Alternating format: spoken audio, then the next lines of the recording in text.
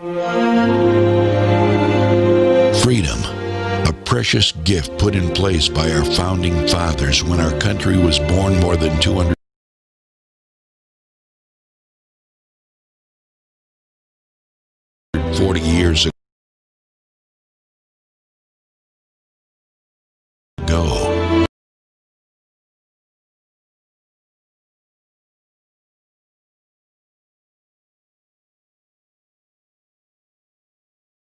Freedom to speak.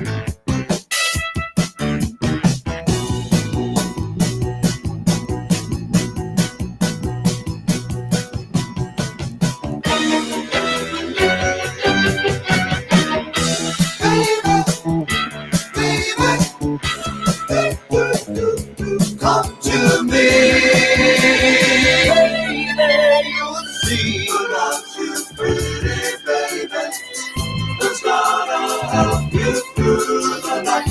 Without you, pretty mama, who's always there to make it?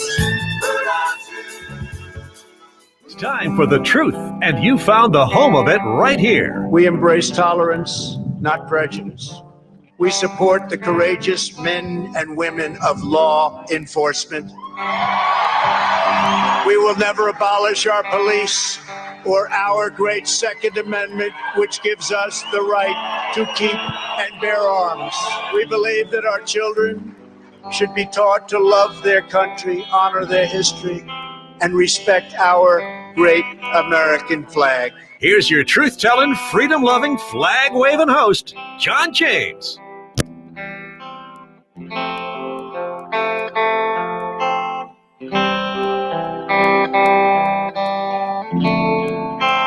Hey, welcome in. Good morning. How are you? I hope you had a good weekend. Mine was quiet. Got a lot done. A lot done at home. But didn't go out. Stayed in pretty much. I'm a homebody. I am a homebody. And, yeah, it was quiet. It was nice. Hopefully yours was too. Welcome into a Monday. Brand new week of truth and revelation. We have a lot of revelation this morning, as you might expect. And hopefully you're going to stick around. Share the video. Share the love. Share the freedom. We can't get enough of that, can we? 621-9759, 207-621-9759, the voice line. And I get two lines busy. I don't know if anybody's there. I just basically got in here. Hi, good morning. Are you there? Are you there? Is anybody there? Is anyone alive out there? Can anybody hear me? Apparently those are old calls. Mike wasn't here this morning. So that's why I'm able to get with you a little earlier, because I was able to prepare a little bit earlier this morning, as Mike wasn't in here. He's okay. His car apparently broke down on his way here from, he stayed in Portland this weekend, his other home. He also spends time with his dad, his 96-year-old dad in Waterville, oftentimes, but he was in Portland this weekend and broke down somewhere around Brunswick, I guess. And last I heard, he was waiting for AAA to come and rescue him. Thank goodness for the AAA. 9:12 right now, and let's start the day like we do every... Oh, are we going to do it? We're going to be able to do it? Yeah, okay, we've got it. The Associated Press presents Today in History. We are now more than halfway through November already. A week from Thursday is Thanksgiving, I think. Is that right? Yeah, week from Thursday is Thanksgiving. My, how the year has gone by. And boy, I can't wait to say good riddance to 2020 and have higher hopes for 2021. We'll see. Let's find out what's going on or what went on. Here is the Associated Press. I'm John James. Good morning and welcome. November 16th, 1966. In Ohio, Dr. Sam Shepard is acquitted in a second trial of charges that he murdered his pregnant wife, Marilyn.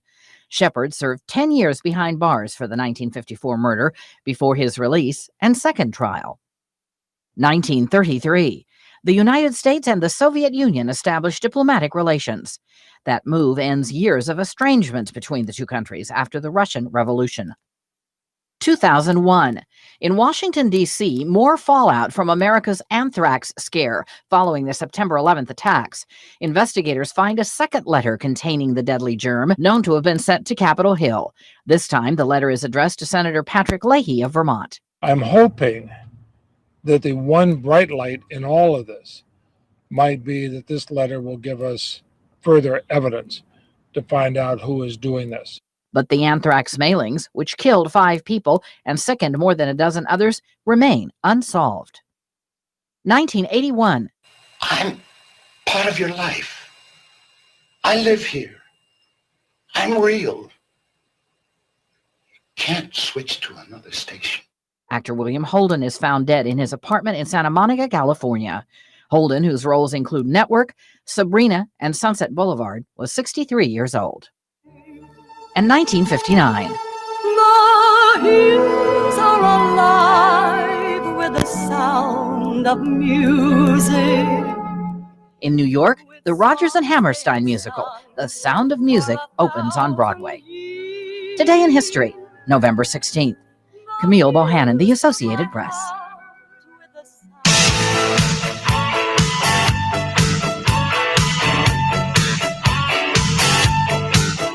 All right, ready to rock and roll.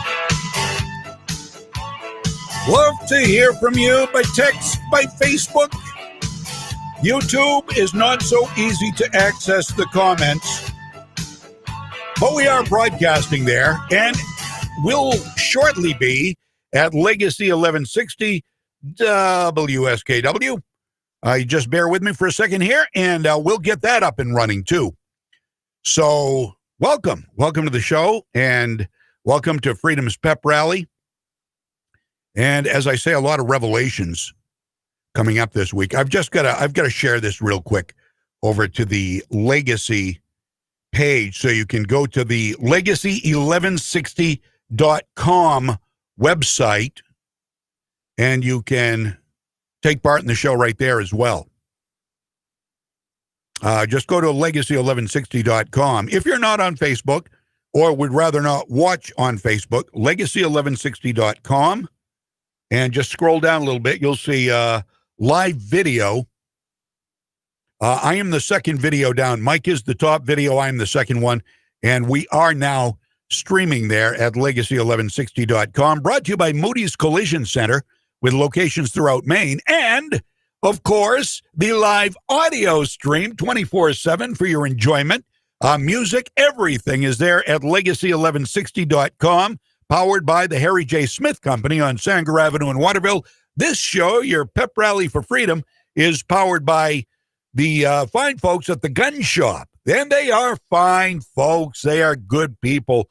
Adam, the owner, and Crystal, they're great dealers and knowledgeable people when it comes to firearms, buying firearms. I don't know what their ammunition situation is there, but you could give them a call or you could stop in right on Coney Circle, just next to Whippers, right? It's literally, you see it when you're going around Coney Circle, and they've got all kinds. They've just got a ton of stuff. They've got collectibles. They've got new guns. They've got some hard to find pieces, and they have historically been well stocked when others have not. I know Cabela's. I was down at Cabela's doing some clothes shopping and getting stuff for the kids last week with my wife. We were down there, and they are just about out of gun. They are completely out of carry guns unless you carry a full-size 1911. I don't know many people who do. I know some do.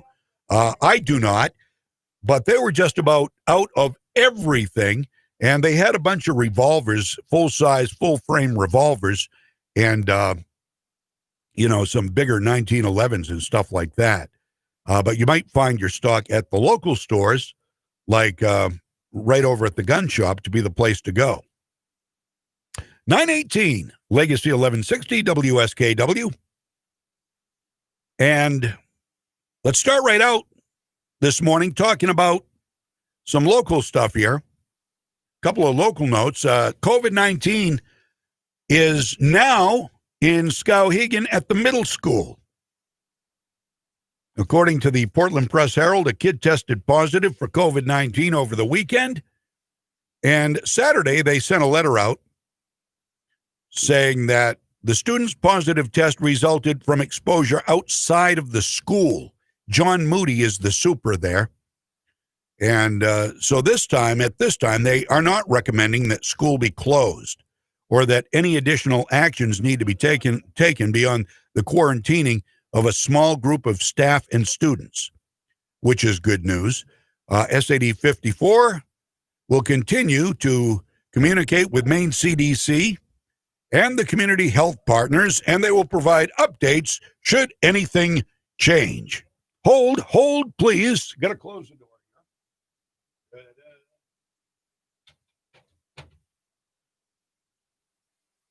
People forget that microphones pick up outside noise and that this is a radio station.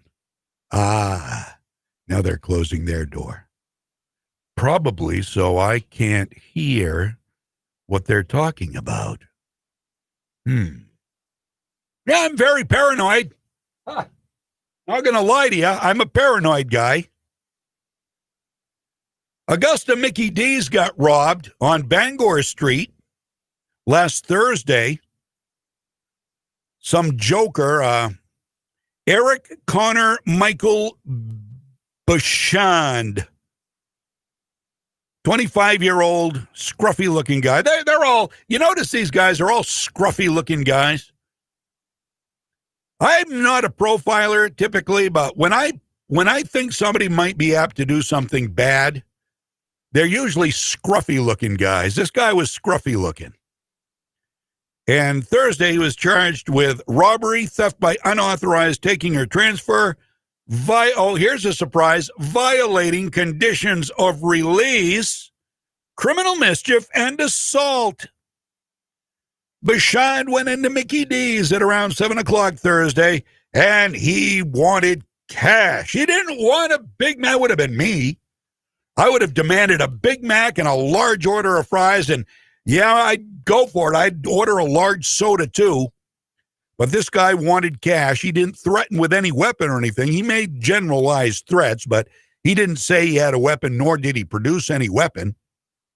But he demanded cash, and he got it. But wait just a minute. Wait just a minute. He was stopped by two teenage boys who intervened and held him until the police arrived. According to Sergeant Eric Lloyd, who is a friend of mine, who is a great guy. Good job, kid. I don't call them kids. I mean, this is very responsible and arguably dangerous. Several bystanders assisted in trying to stop the robbery, including a teenage boy who Bashand allegedly assaulted there at the scene. The bystander complained of pain and suffered a minor injury. While the bystanders prevented Bashand from leaving the scene Thursday, Lloyd said doing so is not something police encourage people to do. Well, of course it's not. You never want to encourage citizens to take matters into their own hands because why? Well, because it is dangerous to the citizens. They would never encourage anybody to take action, but I bet Eric and the rest of the APD are happy that somebody did. It saved them from having to go find this joker because he never left the premises. You know, criminals aren't really that bright anyway, so it shouldn't surprise you that this guy was stopped abruptly. It's nice to see there are some teenagers in the area. Goes to show, I mean, my hope is not lost for the generation of young people we have coming up. There are a lot of bad ones out there, but there are a lot more good ones, I think. And this was going above and beyond for a teenager. When I was a teenager, I probably would have run like hell, to be honest with you. You know, I don't know what the guy was going to do. If he had a gun, if he had a knife, what? Good for them. 9:23. And this story comes out of North Carolina, and it regards the elections. Now, it wasn't unanimous in North Carolina, but Mecklenburg County Elections Director Michael Dickerson said he's happy with the work the Elections Department did in getting the election result certified. They certified the elections. Yes, Trump won North Carolina. So you might be surprised to hear the two people who voted against certifying the election were Republicans. But it was 3-2 vote to certify the elections in Trump's favor. But there's a reason that, and this is a good example of Republicans taking the high road here, regardless of the fact that it would have been safe to say, yep, okay, let's certify him. Trump won. Let's move on. But you had people here on this election board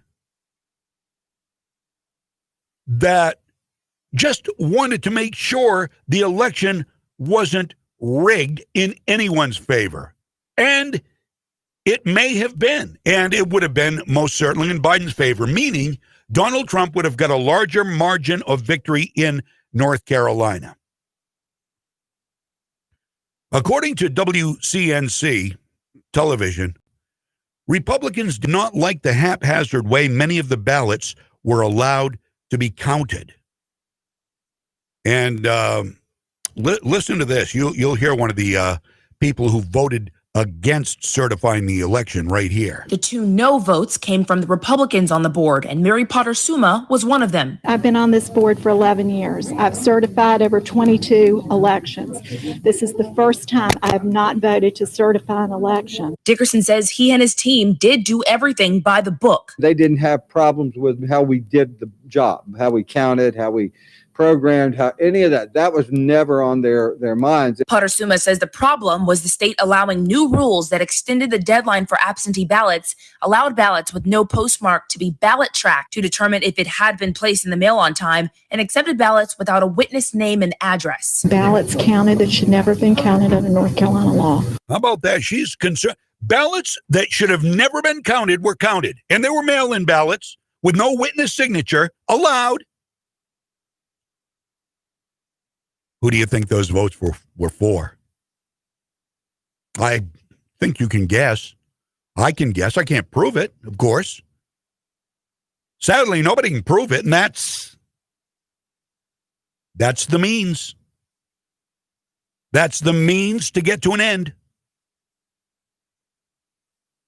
Don't know if they were fraudulent. Don't know who filled them out. Don't know. And there were a bunch of states that did just that. Send them out to everybody on the voter rolls. And there's more proof of fraud. And the media was at it all weekend long, saying there's no sign of fraud. They literally, the media took it upon themselves, just like they took it upon themselves to call the election. By the way, according to MSNBC, a scroll or a graph I saw on MSNBC over the weekend, Joe Biden has 309 electoral votes. Wait a minute. There's no certification done of any states except North Carolina we know about yet. And there are a bunch of states being challenged, which it's up in the air. There's no way Joe Biden has 309 electoral votes. There's no way on earth. That's the media calling it.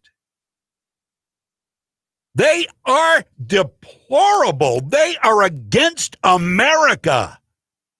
They say it's a threat to democracy. They are a threat to democracy. The media is the threat to democracy. There's no question about it. That's the only place there is no question. Everywhere else, they say there's no question. They say there's no question. There is a question.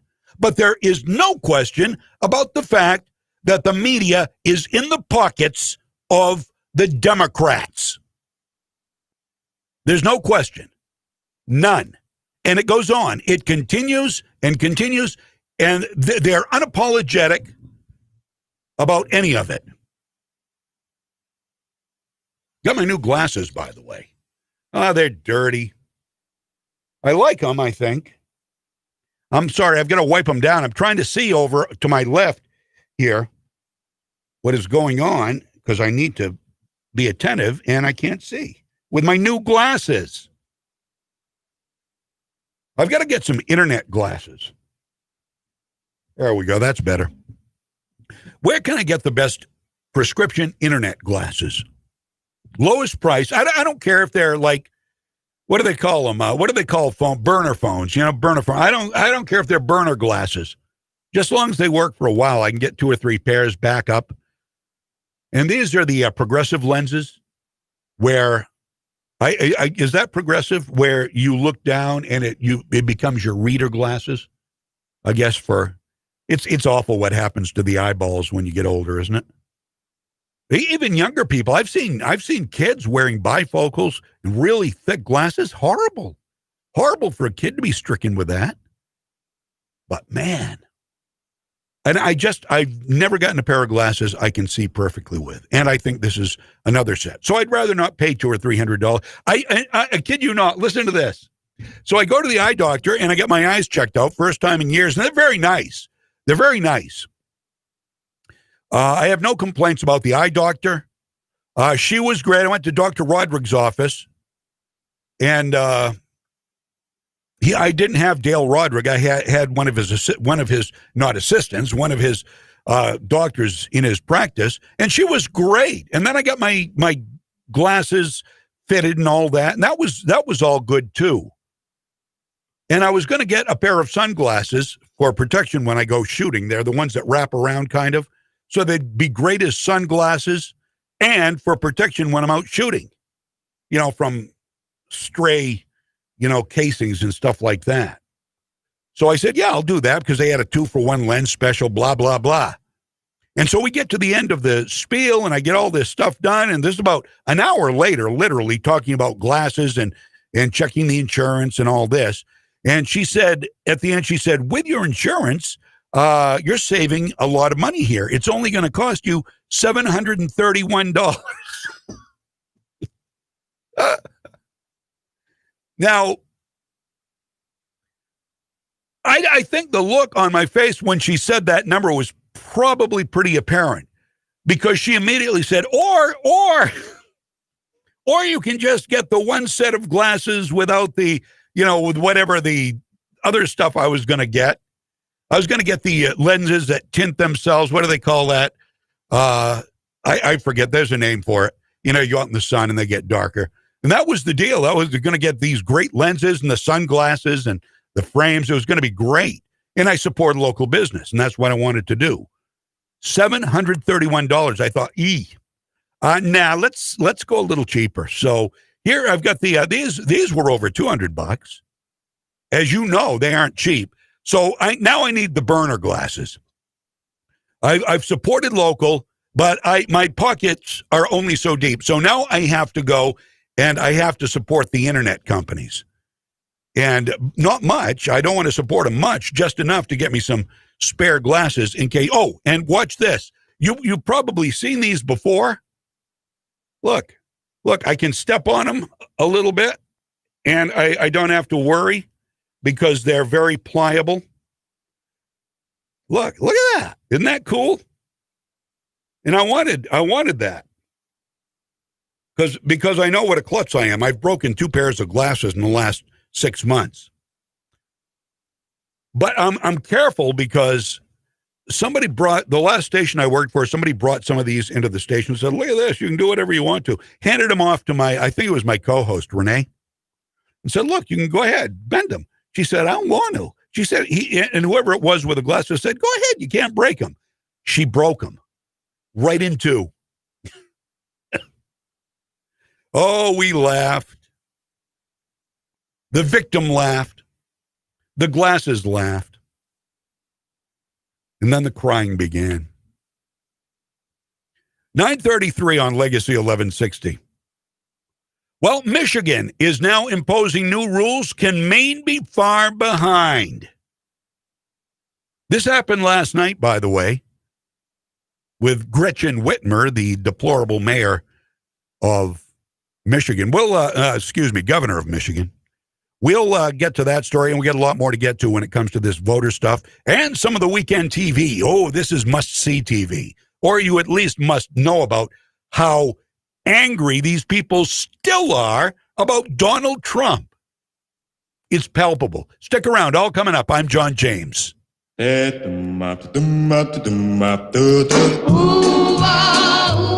all right. No, it's a nice little song, but we're not doing songs right now. We'll be back after a couple of minutes of commercials. Okay. Pretend this never happened. I'm John James. WSKW, Legacy 1160. What a fantastic time to shop for fall items at Townline Antiques, where you'll find 2 floors, 50 dealers, and thousands of items from throughout history. Townline Antiques has vintage signs, furniture, classic electronics, sports memorabilia, jewelry, coins, home decor, and so much more. And if you haven't been recently, there are new booths and a lot of new items, including a full booth of Christmas goodies for anyone who wants to spread some early cheer. Townline Antiques open Tuesday through Sunday from 10 to 5 on Route 201, right on the Winslow-Vassaboro Town Line. Hi, I'm Teresa Smith, Director of Advising at Kennebec Valley Community College. For the past 25 years, it has been my privilege to help people just like you reach your educational goals. Whether you're a high school student just getting started, a parent who's always had to put your family first, or a worker looking for new skills, KVCC has something for you. And trust me, it's never too late to get started. Give me a call at 453-KVCC, and together, let's see what we can do. Take it to Moody's. Take it to Moody's Collision Center. If your car is a wreck and you don't know where to go, take it to Moody's. You want to get on with your life, get on with the show, take it to Moody's. Good people you can trust, and it won't be a fuss. Take it to Moody's Collision Centers. M-O-O-D-Y-S. Your kid was talking on the cell phone, drove right through your own home, sitting in the parking lot. Maybe you get hit a lot, driving through the green light. Suddenly your side swipe, put it in reverse, but it turned out that it was first. Take it to Moody's.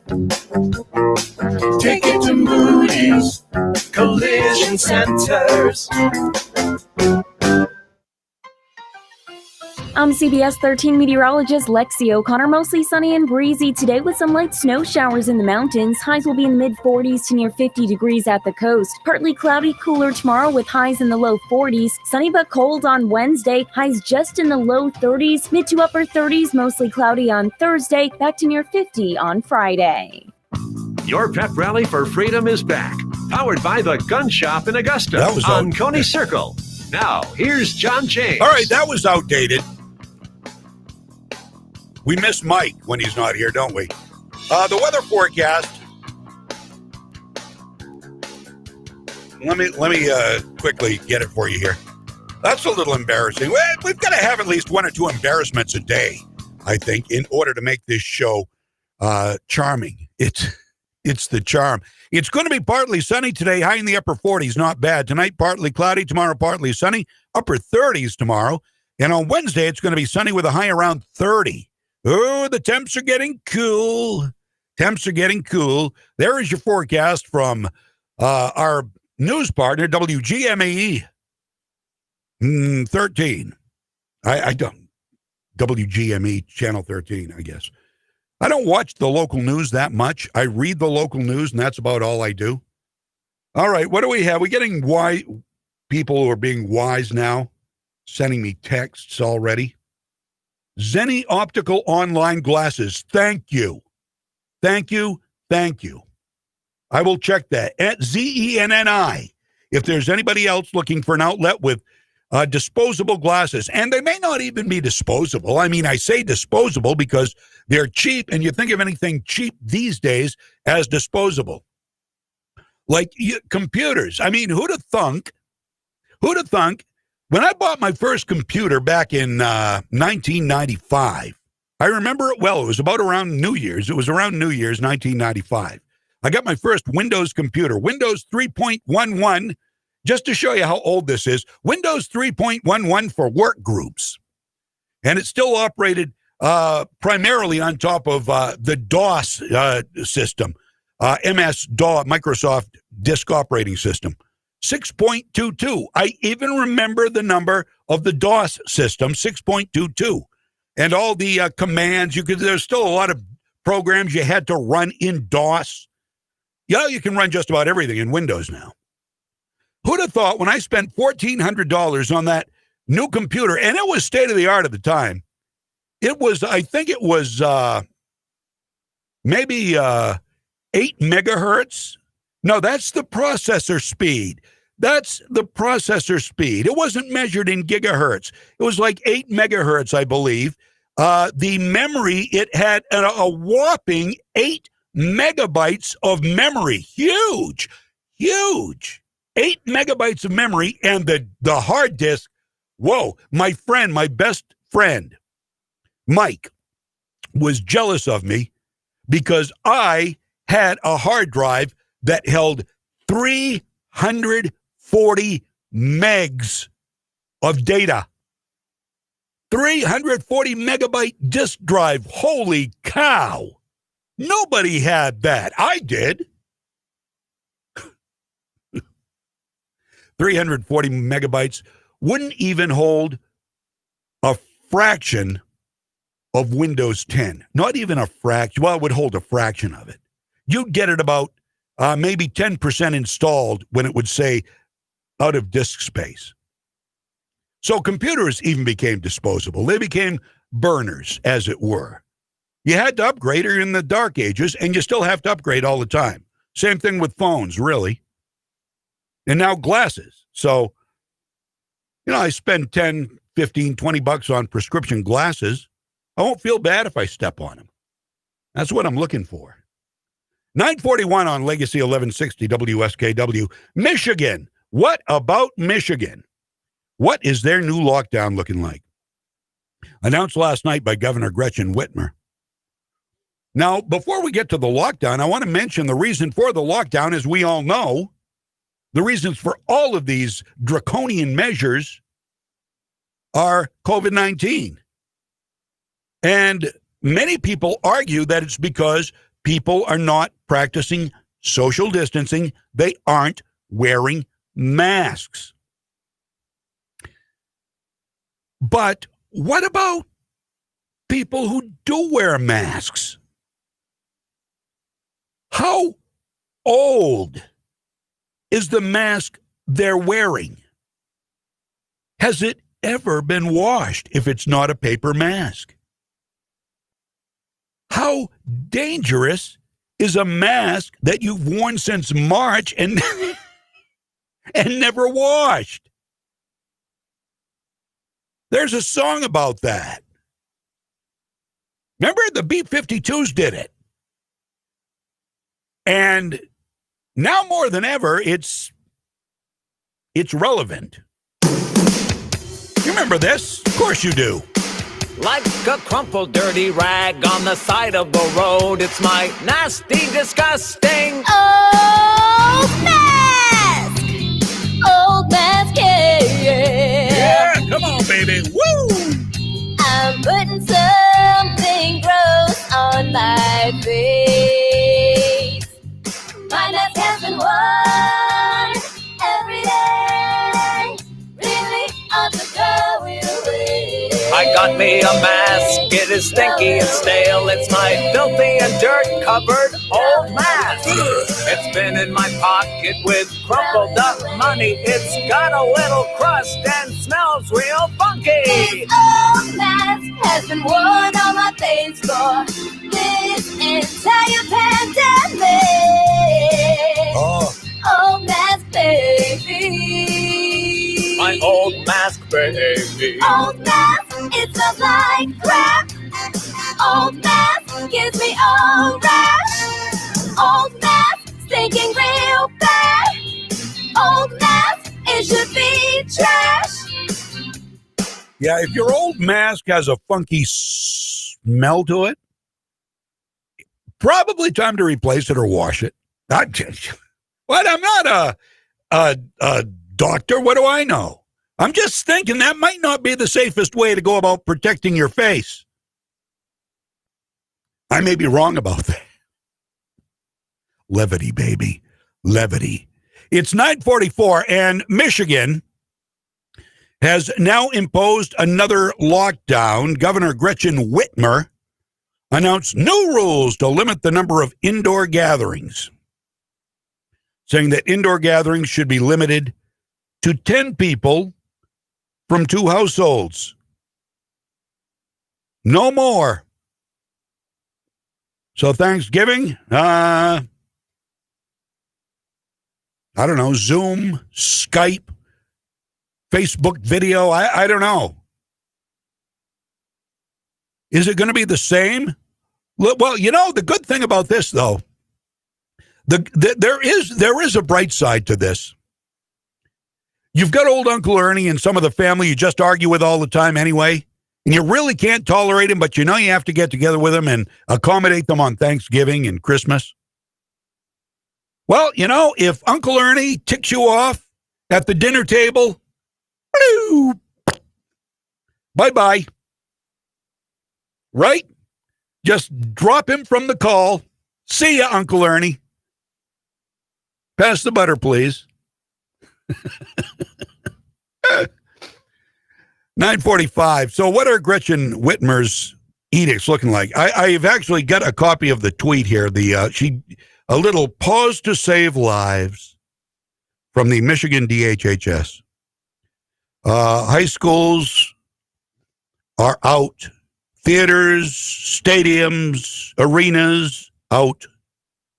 Colleges and universities, out. Bowling centers, skating rinks, indoor water parks, out. Workplaces, out, when work can be done at home. Bingo halls, casinos, arcades, out. Restaurants and bars, out. unless you're outdoors. And outdoors in Michigan this time of year is getting a little chilly. Group fitness classes out. Organized sports, except professional sports, because apparently COVID doesn't mess with professional sports athletes. Out. Oh. Professional sports is allowed without fans in Michigan. So, for the Detroit Lions, that'll mean just another Sunday. In recent weeks, coronavirus has risen in the state, as it has every state. Health officials largely attribute it to an increase in indoor gatherings as the weather becomes colder in Michigan. Go figure. 9:47. You know who's not going to comply? I bet you can guess. If I gave you two guesses, I bet you can guess. First guess, if it's Janet Mills, no. No, she will comply. She'll comply with whatever is put, especially if Joe Biden becomes president. She'll comply with whatever Joe wants. Because she's a doobie when it comes to Joe's edicts. Joe could say, go out and socialize as normal, and she would say, okay. And you know why. Kristi Noem is the governor who will not comply. Is that a surprise? Kristi Noem was in Maine a few weeks ago. As former Vice President Joe Biden proposes a nationwide lockdown and national mask mandate,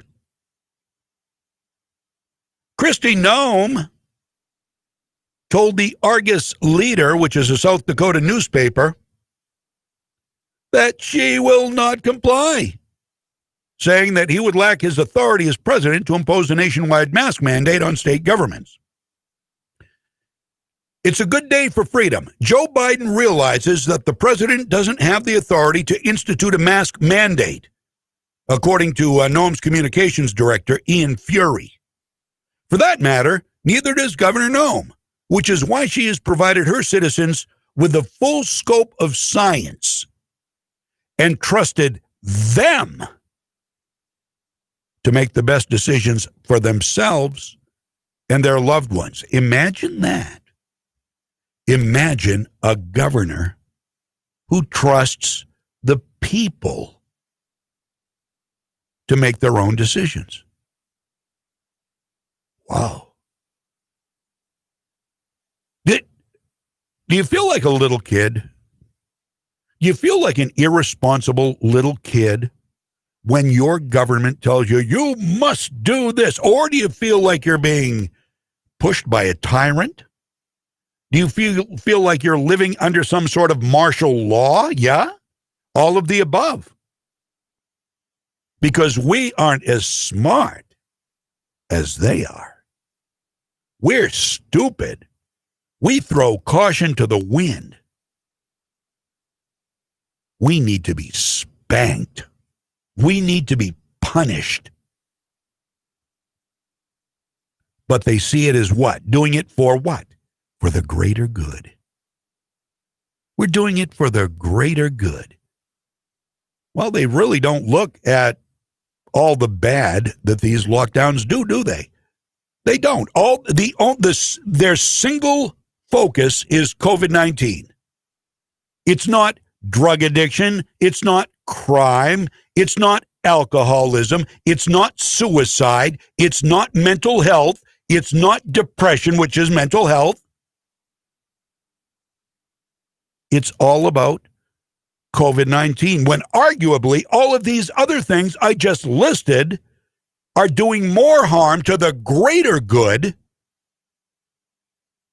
than allowing us to roam around freely and use our own common sense to do as we please. I don't know if this is the first time in history anything like this has been done, but look where the brunt of it is coming from. from Democratic administrations and some rhinos like Charlie Parker in Massachusetts, who is a Democrat. He has to be a Democrat. He ran as a Republican because it was already a Democrat, right? That has to be it, because he does nothing that is conservative in values. Kristi Noem, the amazing governor of South Dakota, wrote, as I've said before, if folks want to wear a mask, they should be free to do so. Similarly, those who don't want to wear a mask should not be shamed into wearing one. And government should not man. We need to respect each other's decisions. In South Dakota, we know a little common courtesy can go a long way. She is not an anti-masker. She is an individualist. She is a conservative. She cares about your right and my right and her right and everybody's individual rights.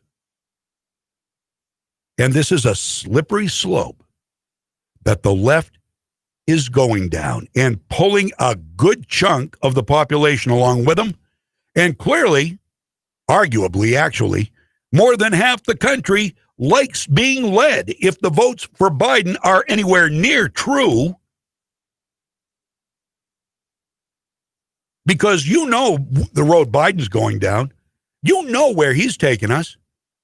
It's going to be an all-out try to mandate everything and control everyone. But more than half the country, again, allegedly, was all too eager to go vote for Uncle Joe. There is some question about that, by the way. There's a lot of question about that. And you'll see why as we go through the show. While we're talking about Joe Biden here, let's finish up the hour talking about Joe Biden's cancer charity. Now, sadly, his son Beau Biden died of brain cancer. Horrible, horrible, horrible disease. I think I told you before, I filmed a short documentary on some brain cancer patients a few years ago for a local cause, Kelly's Cause for Brain Cancer. Kelly Blaze, her maiden name, Blaze, Burns. Her dad, Bob Burns, passed away from brain cancer. She started Kelly's Cause for Brain Cancer, and they started doing these fundraisers. My son was organizing at the Calumet Club, which raised a ton of money for it, for the cause. She went to D.C., and she really has done her part to raise money. They couldn't do it this year because of COVID-19. But I did a documentary, and the stories from these people, the suffering they have been through. One of them, at least one of them, has since passed, very sadly.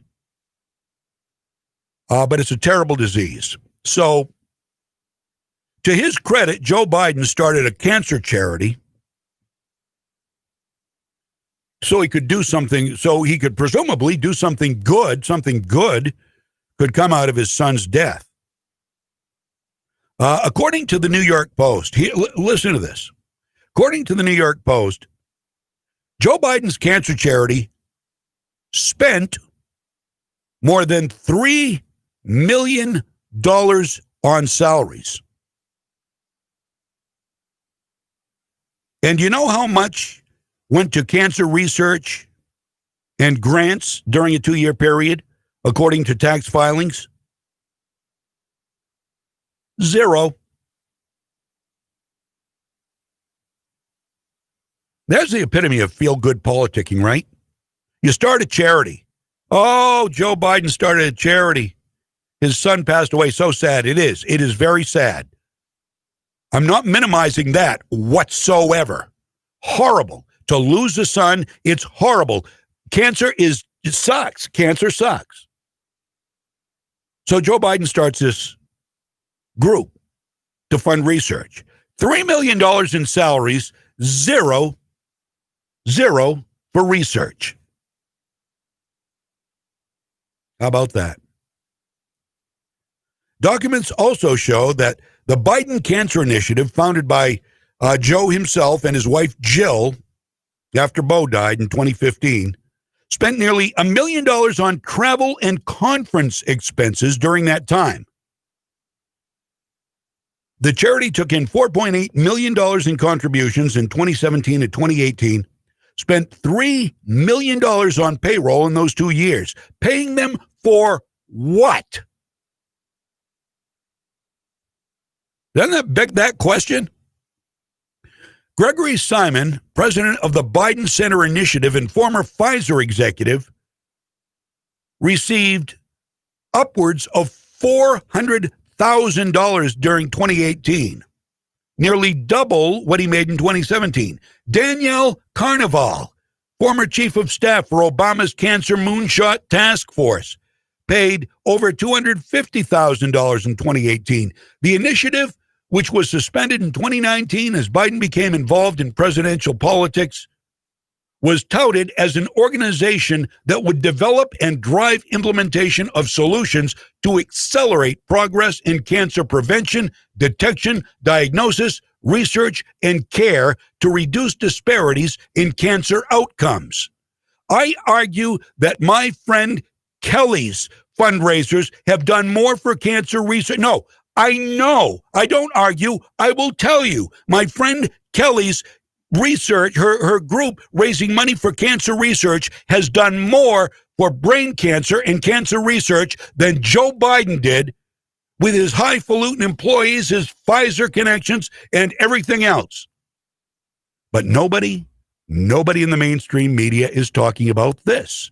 I wonder why.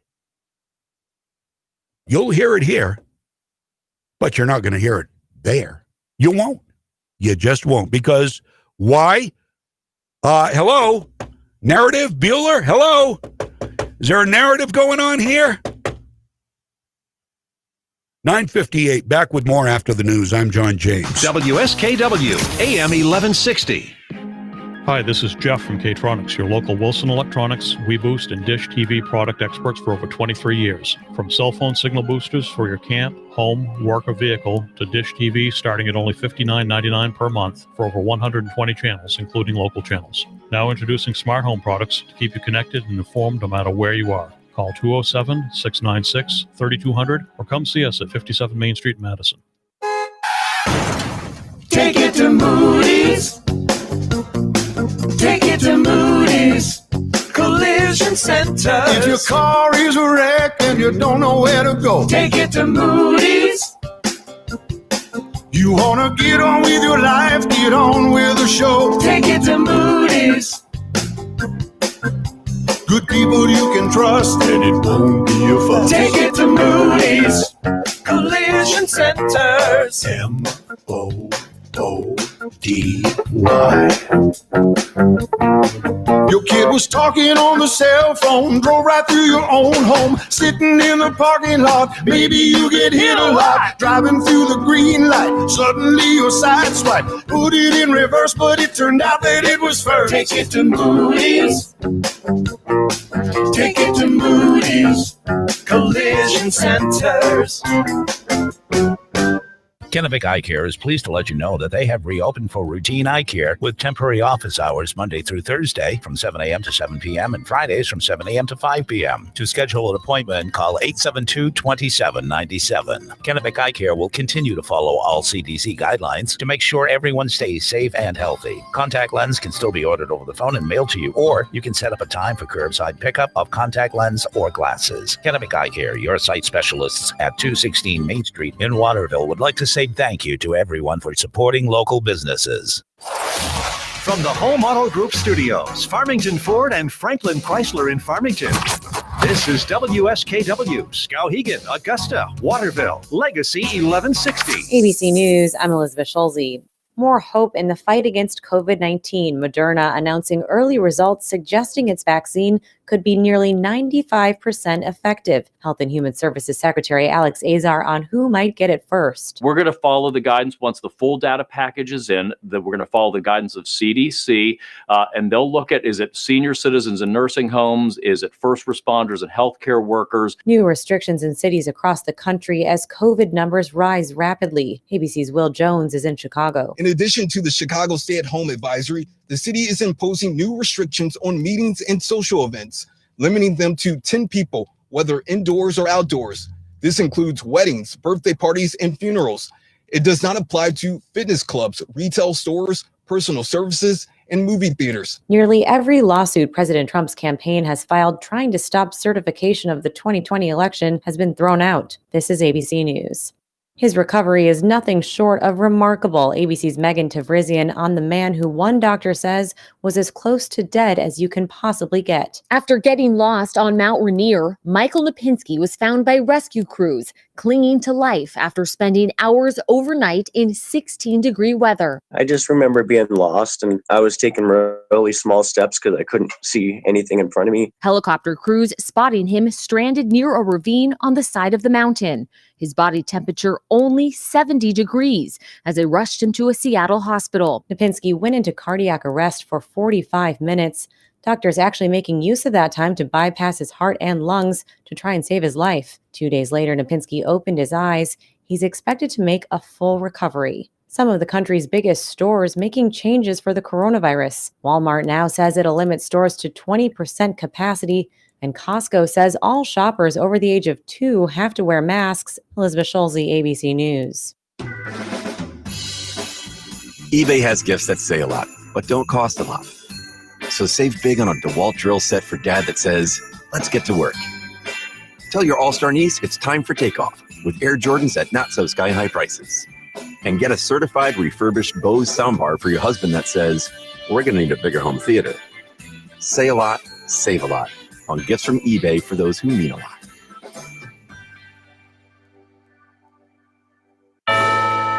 Right now, the Home Depot is home of smart home gifts for smart home gift givers. Like the Ring Indoor Camera, Ring Outdoor Camera, and Ring Video Doorbell. Plus, right now, get free 2-day shipping on any smart home gift purchases over $45.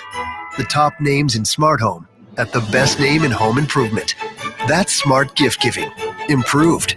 The Home Depot. How doers get more done. U.S. only. See store for details. And now, live from the Legacy 1160 WSKW studios in Maine's capital, here's the man that commands attention, not because he's important or smart, but because he believes in the Second Amendment and packs 24/7. Here's the always well-armed John James. Hey, welcome back. 10:05. Your pep rally for freedom is here and live. Happy to be here with you. And I'm just now getting on to check my Facebook comments. So I apologize. I have not been mentioning that. We've had a fairly busy first hour and got plenty of stuff to get you through with all kinds of stuff you probably haven't heard. And that's what I delight in bringing you. Stuff you wouldn't hear anywhere else. All right, let's see. People are masking, so it's got to be people wearing contaminated masks. You know, the CDC isn't addressing that possibility. You're right. I don't know what the answer is to that. I would imagine contaminated masks can be as much, if not more dangerous than not wearing a mask at all. Just saying. And I haven't heard from Mike, Corey. I don't know how his car is doing. But what's this story about Janet Mills not wearing a mask? Oh, yeah. Oh, okay. Yeah, this is good. I didn't see this, Corey. Thank you. Governor Mills, our governor here in the great state of Maine, suggests that here you go. Here is state control for you. Governor Mills suggests Mainers call the cops on violators of coronavirus mandates. This is from the Maine Wire. Governor Janet Mills joined the Maine public to shed Maine Public. What's that? Maine Public Broadcast. It says Maine Public. I assume that's Maine Public Broadcasting. I'm not sure. Maine Public, maybe that's an entity. Hello? What is this I got here? I got some stupid robocall going. So last week, Janet Mills joined Maine Public to shed crocodile tears for frontline workers who have been put in the curious position of trying to enforce unscientific mask mandates at their place of employment. The Associated Press published a news story November 14th, Saturday, that includes a quote from Governor Mills, who, after updating her mask mandate to require Mainers to wear a face covering in public, regardless of their ability to social distancing, that is true, said she doesn't want Maine workers to have to be the COVID cops. I don't want to put it on frontline workers who are often young people working at minimum wage jobs. They are not the COVID cops, and I don't want to put that on them. But they can call the police, and they can call the local code enforcement officer or health officer. Well, that's going to be great for the business, isn't it? That'll be great. You go to a business and you're not wearing a mask, so the business calls the cops on you. The cops come and arrest you or fine you. You're going to be going back to that business again? I don't care who does it. I think that's worse than confronting somebody and saying you need to wear a mask if you're in here. The article goes on. The irony here, of course, is that Governor Mills is complaining about something that she wholly controls, and something which she should have understood the consequences before doing. She is the one who issued and then updated the mask mandate, and since her administration is shutting down businesses that do not comply with her unworkable mandates, employees are tasked with ensuring the arbitrary rules are followed, or else.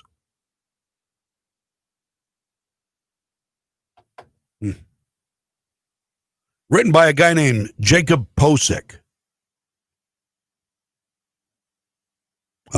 He concludes, this is Jacob Posick, I have better advice for Mainers. Don't call the cops on your neighbors.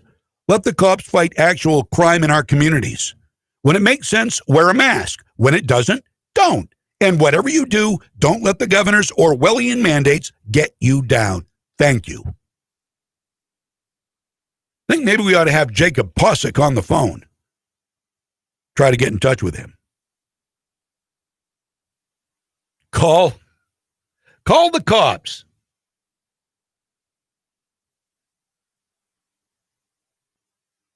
That's our governor.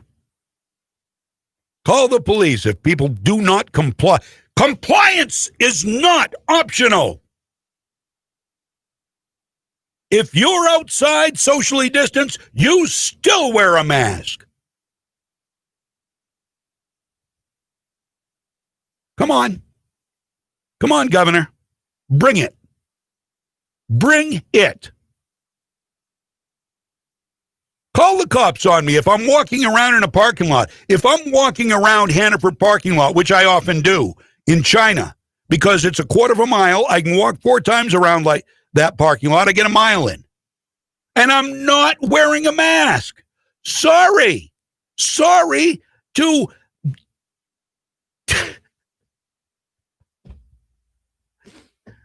to dismiss your edicts. Sorry to disobey, Governor, but please, go ahead. You're a shopper there at Hannaford, and you see me across the parking lot walking without a mask. Call the cops on me. Call the cops on me.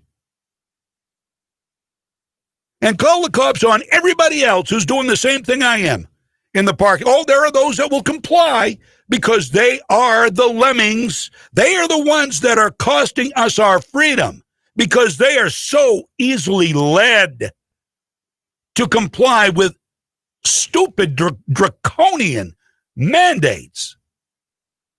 How lame. Call the police if somebody is not in compliance with your stupid edicts. Again, let's go back to the individual.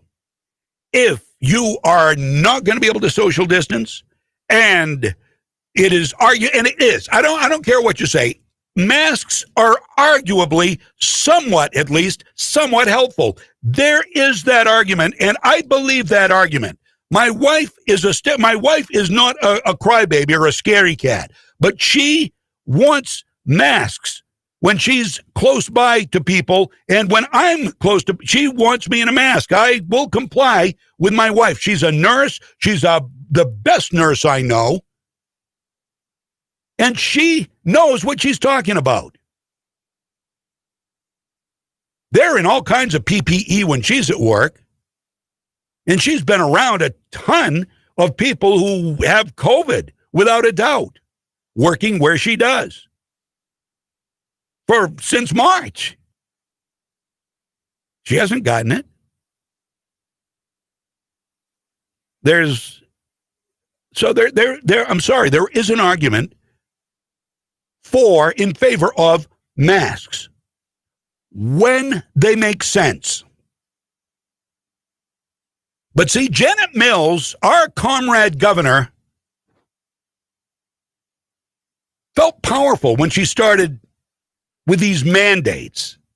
You got to close your and they wound up arresting or taking the licenses of the guy who dared to open his restaurant back in March. Rick Savage up at Sunday River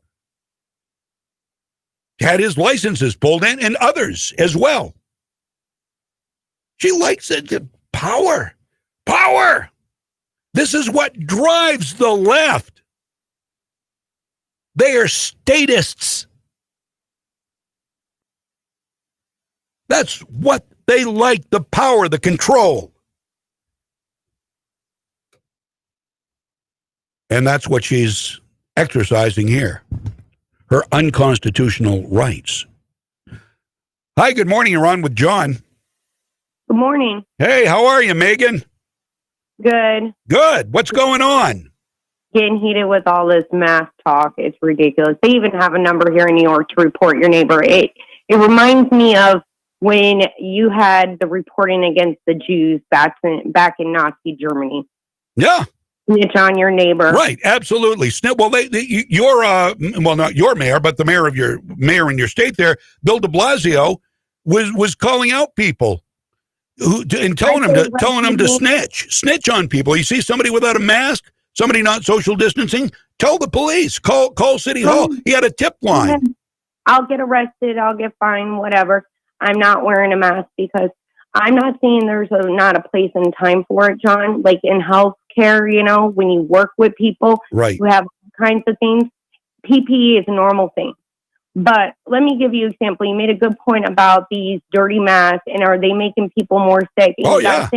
Yeah, they are if they're not washing them regularly. Plus, someone who's not familiar with PPE, like the general public, who aren't healthcare workers, there's a proper way to take a mask off and put it on. Oh, there is, yeah. Reduce cross-contamination. Nobody's doing that, all right? You see people at restaurants and taking a drink or a bite of their food, and they're pulling the mask down by touching the mask itself. Right, yeah, of course. I know. And do you think there's been any, by our governor or probably any other, do you think there has been, maybe there has and I've missed it, but there's been no widespread lessons on how to put on and remove masks or gloves or anything else? And this could arguably be as bad, if not worse, than going maskless. However... And like I said, and I've been saying, I'm a healthcare worker too. I have an autoimmune disease. And you know what? I've been just fine. It's been almost a year that we've been dealing with this, and I have still yet to get sick with it. And I've traveled out of the state more than once. I've gone down to the epicenter in New York, driving out of New York State. All right. And I'm still fine. It's called proper hygiene, washing your hands. If you're sick, stay home. These ridiculous restrictions and lockdowns on people who are healthy. Look out for the elderly. Look out for the vulnerable. Right. And vulnerable and elderly, stay home when you're sick. It's just common sense. Right. Every time I go to the VA clinic and they say, "Oh, have you been exposed to COVID? I need to take your temperature." And I pretty much they run through the questions and say, "No, no, no." I was like, if I was sick, I wouldn't be here. Well, you know what? The thing is, though, a lot of people are asymptomatic, and we've known a couple of asymptomatic people who were asymptomatic until they didn't start to feel good, and by then they'd already had it and spread it around. This is also the thing. All right, John, as a healthcare worker, I know that people get tuberculosis around the world. 1.5 million people are contaminated with tuberculosis yearly, okay? That is more contagious than this COVID or the influenza, and you don't see people wearing masks. Right. But that said, and I'm going to probably make you mad here, I will, if I think I can't social distance or there are going to be vulnerable people around, I will wear a mask. I do comply to that extent. But I'm not going to comply, and I only comply because the store mandates it. Because I can socially distance just about anywhere I go if I want to, if I try to, and I do. Exactly. And this idea that you have to wear a mask outside even if you can social distance, this is not about the COVID anymore. This is about control. Because when he was elected, a president-elect was announced for Biden. Notice how all his supporters, that hundreds and thousands of them went in front of the White House. None of them were social distancing. Half of them weren't wearing masks. I get it. All of a sudden, now it's a problem. And now the cases are spiking. And I didn't buy it. Did you see who was silent about the maskless celebrators in Washington? The media. The media was silent about it. Isn't that, with Trump, it's a super spreader event. But with Biden, with the protests, it's just fine. COVID doesn't. Exactly. And I call BS on it. I haven't. Yeah. I'd rather get arrested or fined. You're not going to infringe on my rights. Right. If I feel like I need to wear a mask, then I'll wear a mask, because I'm not going to lie. When I go to the VA clinic, I wear a mask. Yep. When I get health care. Mm-hmm. But overall, I don't wear a mask, and I'm not going to. And you're not going to force it upon me, because there's a difference between a mandate and a law. A mandate is not a law. It's not. It's not legally binding. It's not legally binding. Exactly. So it can't be enforced. And this whole idea that you can get arrested and fined for it, are you kidding me? Well, that's what's. But people believe it. There are people. I swear to God, I see people walking down the street alone, riding their bikes alone, in their cars alone, all masked up.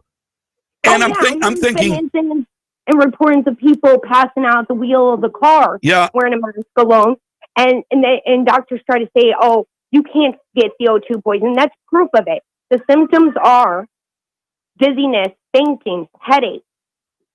Well, it's disorientation. I would think if your mask, especially like an N95 or something that holds the air in good, I would think it's tantamount to hyperventilating, and you're taking in too much CO2. I would think, especially if you have a fast respiration before the CO2 escapes, you're taking it back in. Or anxiety disorder, okay? Yeah. All right, with something on your face, or a condition like my daughter's with sensory problems and autism.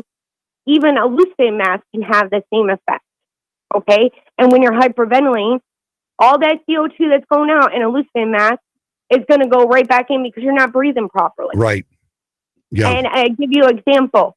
I wear PPE at work all the time, all right? And there's this paper gown that you wear for people who have MRSA or what have you. Right, yeah, right. Give you a good example. It's about the same thickness as a disposable mask. You think that stops urine from getting on your scrubs or your skin? Right.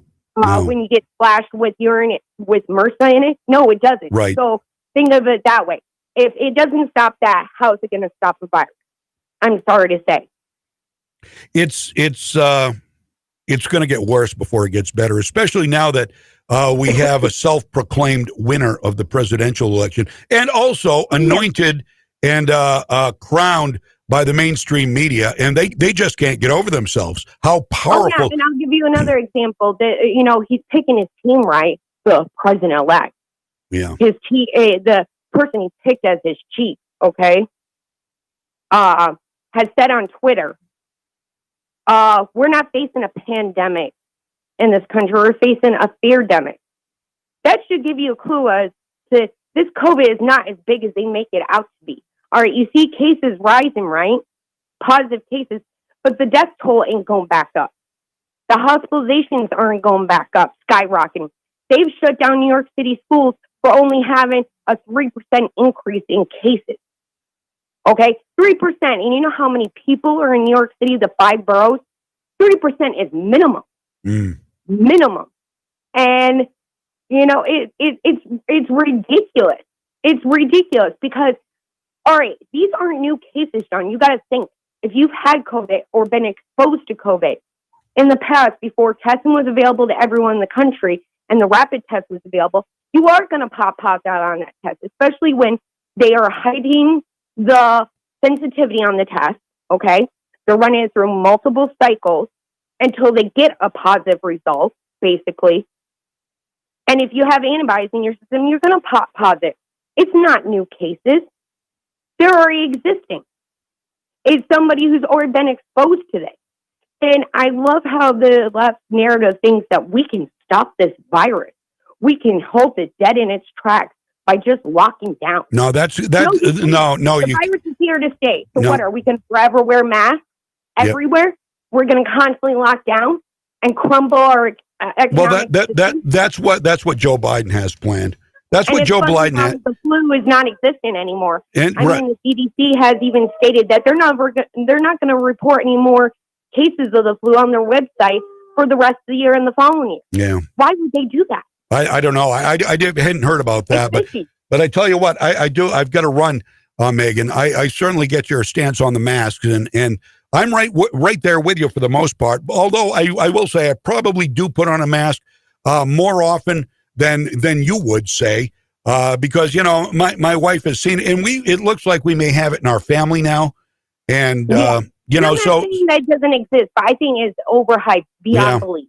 Beyond belief. Well, because even Graham Allen on Facebook, I don't know if you've heard him. I know Graham Allen. His whole family had it. Yep. Okay, they were fine. It's got a 99.9% It does. survival rate. It does. The elderly are the ones. Describe it as, you know, a more severe case of the flu. Yeah. It sucks. We were sick for a while, but we got over it. Right. A lot of people do. A lot of people never know they've got it. Our immune system, to be honest. Well, listen, I'm going to recognize this virus and fight it off. I'm going to let you go, Megan. I'll look up that Graham Allen thing, and I hadn't heard that. But that's a good. He's a good guy to listen to. He's very good. He's got asthma. Okay, he's got asthma and an underlying health condition. And guess what? He's fine. Yep. Yeah, not everybody gets it. I mean, it comes in varying degrees. That's obvious too, and that's been proven. So. Yep. Anyway, I do think that masks may help, so I will do my part, and I will do it of my own accord. Thank you very much. When I think it's necessary to do it, exactly. Right, and not exactly. Nationwide mandate. Exactly. You're not going to catch me in a parking lot. At its best. You're not going to catch me walking around in a parking lot with a mask on. They can arrest me. They can bring me in. Exactly. Listen, Megan, you have a great day. You too. Talk to you later. Bye. Bye now. It's 1025 on Legacy 1160 WSKW. Yeah, that's our governor saying that you should call the cops if people do not comply with the mask mandates. We're having a little argument on Facebook here about the flu shot. Well, it's not an argument. I guess they're in agreement. Never going to have a flu shot. I actually got my flu shot. And I was fine. I've always been fine. I've always gotten a flu shot, and I've always been fine. I've never had a problem with a flu shot. And, you know, we talk with our doctor every week, and he says there can be side effects, but they aren't the flu. You know, it can be some aches and pains and stuff like that. You know, people are all different. But I'm a proponent of the flu shot, although I don't think it should be mandated. If you don't want to get one, fine. It's up to you. But that's freedom, baby. That's individualism. That is America, which we are losing. Watch it slip away ever so slowly, maybe not so slowly. Look around. Look what's happening now in Michigan. Look what's happening in Maine. And look what isn't happening in South Dakota. Quite telling, isn't it? And look who the people at the head are. That should tell you all you need to know about power and control. We've been saying it for years. Now, just look. Just open your eyes and look. Who wants power and control? And don't give me any of the greater good crap. That's communism. That's communism. That's a hallmark of communism. The greater good. No, the greater good is the community. Individualism is the person. Think about that. We'll be right back. I'm John James. Legacy 1160, WSKW. The town of Madison wants to do its part to help us get back to normal. As we learn more about COVID-19, it's important for business owners and consumers to understand how to safely navigate coming back together. This outreach program is designed to help business owners thrive. We encourage you to shop local and support Madison, Maine, a great place to work, live, and play. Paid for by the Keep Maine Healthy Grant. For more information, contact the Skowhegan Regional Chamber. Take it to Moody's. Take it to Moody's Collision Center. If your car is a wreck and you don't know where to go, take it to Moody's. You wanna get on with your life, get on with the show, take it to Moody's. Good people you can trust and it won't be a fuss. Take it to Moody's Collision Centers. MOODY. Your kid was talking on the cell phone, drove right through your own home, sitting in the parking lot. Maybe you get hit a lot, driving through the green light. Suddenly your side swipe, put it in reverse, but it turned out that it was first. Take it to Moody's. Take it to Moody's Collision Centers. What a fantastic time to shop for fall items at Townline Antiques, where you'll find 2 floors, 50 dealers, and thousands of items from throughout history. Townline Antiques carries vintage signs, furniture, classic electronics, sports memorabilia, jewelry, coins, home decor, and so much more. If you haven't been recently, there are new booths and lots of new items, including a full booth of Christmas goodies for anyone who wants to spread some early cheer. Townline Antiques, open Tuesday through Sunday from 10 to 5. Route 201, right on the Winslow-Vassaboro Town Line. Electrical repair should never be done without the knowledge of how to do it safely. Better yet, skip that stress and let Kennebec Electric and Lighting take care of it for you. Kennebec Electric has offered professional electric and lighting service and expert installation in homes and businesses for over 37 years, and they stand behind that experience with a guarantee on all their work. Kennebec Electric and Lighting. Contact them for all your electric and lighting servicing, including installations and repairs at 861-7028 or online at kennebecelectric.com. Your pep rally for freedom is back, powered by the Gun Shop in Augusta on Coney Circle. Now, here's John James. Hello. Hi, welcome back. Trump 2020, baby. Yeah, I'm still waving the flag. Big MAGA rally in Augusta. We'll get to the big MAGA rally in Washington, D.C. I get a call from a guy who was there. Last night, a guy, my friend Juan, who I'm working with for the, as we get ready to hopefully launch a show soon on a national network, which is Right America Media. He was in D.C. and he said it was great for the most part, but then all hell broke loose. We'll get to some sound and some stories about that coming up a little bit later for you here on Legacy 1160 WSKW.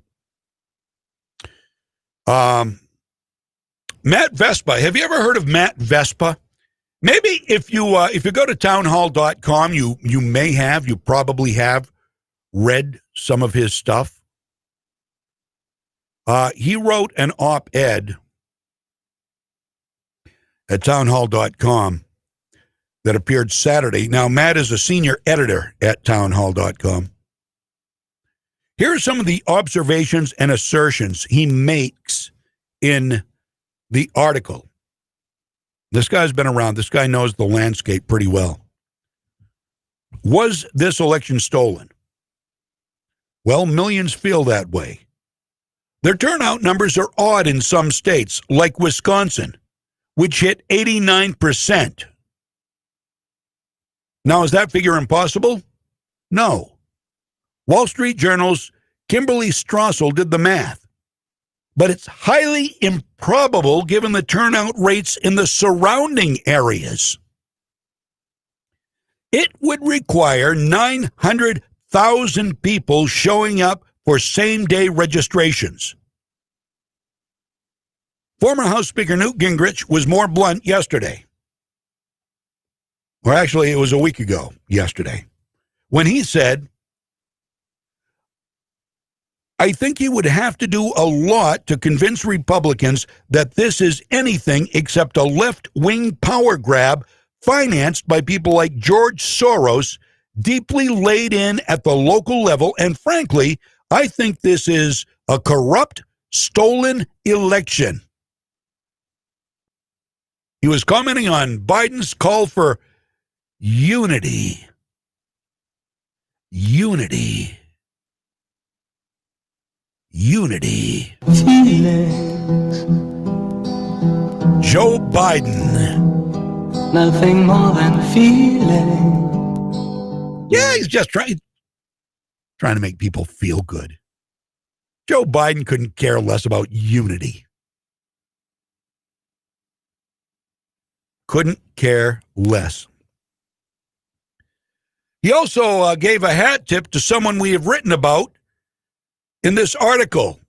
Matt Vespa goes on, Democracy Institute's Patrick Basham. Basham quoted Joseph Stalin's remarks about elections. You may have seen this going around on Facebook. This is true. This is one of the memes that is wholly true. Stalin did say something to the effect of, it's not the, let's see if I want to see if I can find the quote here.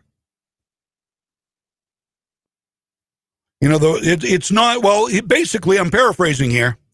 It's not important who votes, but how the votes are counted. This is Stalin.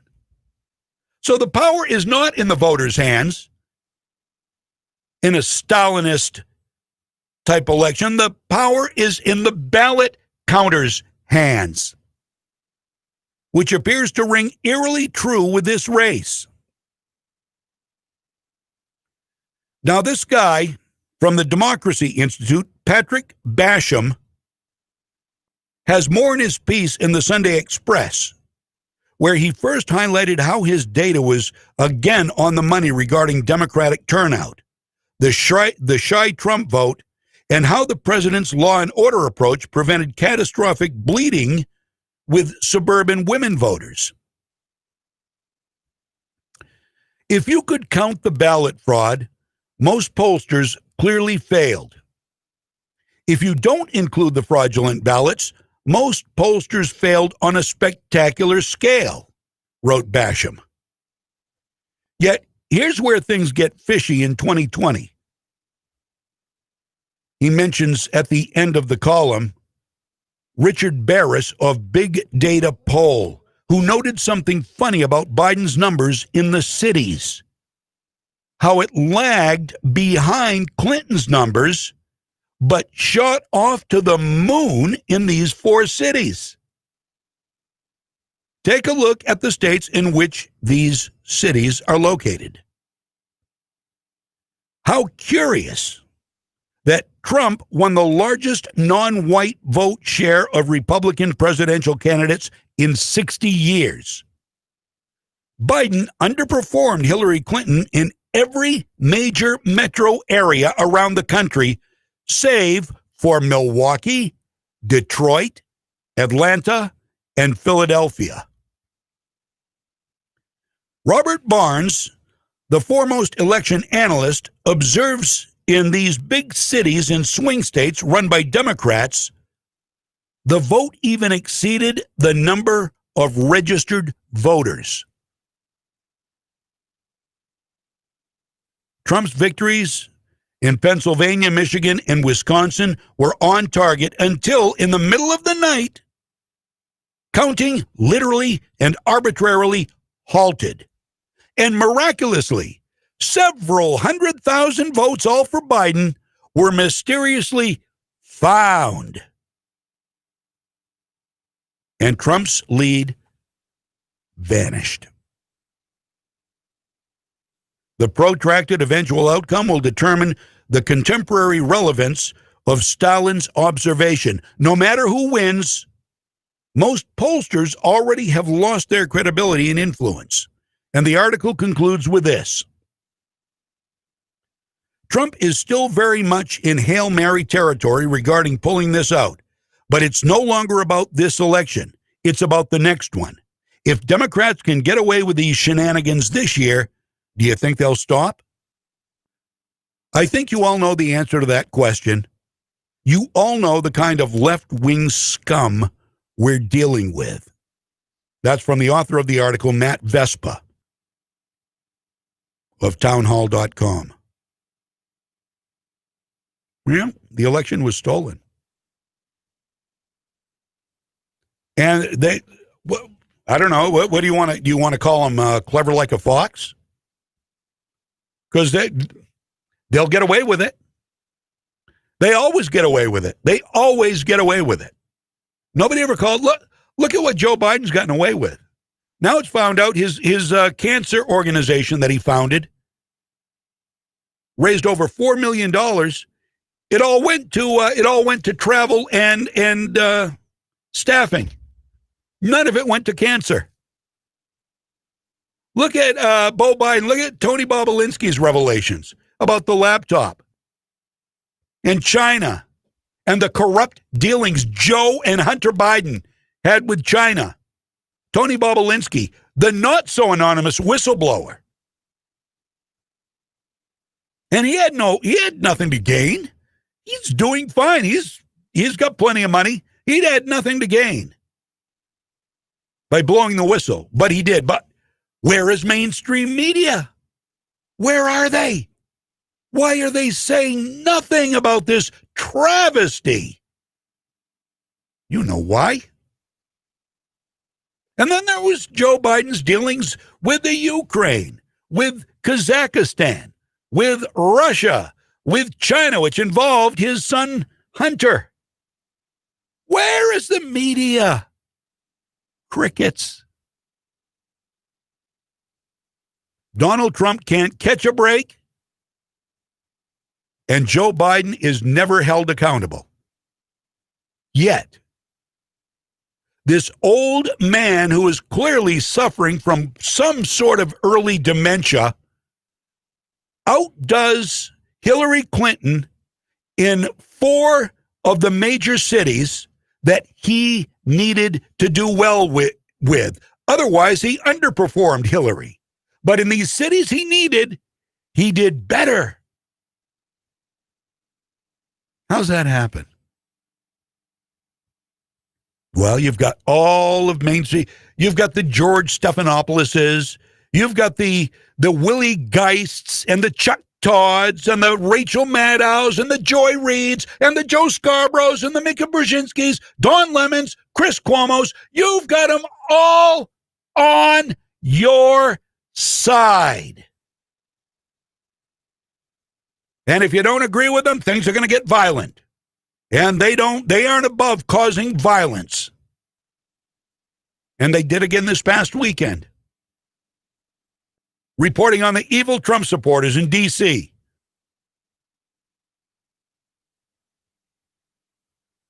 The media is the most dangerous scourge we have in this country.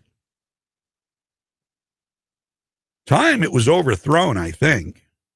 Something. Because they lie. Unapologetically lie. 10:40. So let's get into the media a little bit here. And how they just love to rail on Donald Trump. I mean, there's so much more news going on in this country. I mean, you know, the MAGA rally was huge news. You'd think they would have at least covered it and said, here's a bunch of peaceful marches going on in Washington, D.C. and around the country, supporting President Donald Trump, who is fighting to maintain some relevance during the presidential election. They didn't have to say it was stolen in their opinion, but they won't even say it's a question. They continue to pile up the electoral votes for Joe Biden, put him on the screen, and call Biden the president-elect. He is not the president-elect. It's a lie. It's a lie. But it's making people feel good. It's all they care about. And it's helping their form of tyranny advance. I am long past the point where I think the coronavirus was an accident, my friend. I don't think it was accidental at all. I think there are people in this country who knew about it well beforehand. And I think it's just collateral damage. The people that died, just collateral damage. None of the elderly people in Congress have gotten it and died, have they? That's interesting. Did you hear somebody wished Mitch McConnell had died over the weekend? A writer, here you go, a journalist said Mitch McConnell should have died of COVID-19. They're shameless. They are shameless. Ilhan Omar was on with Jonathan Capehart yesterday on MSNBC.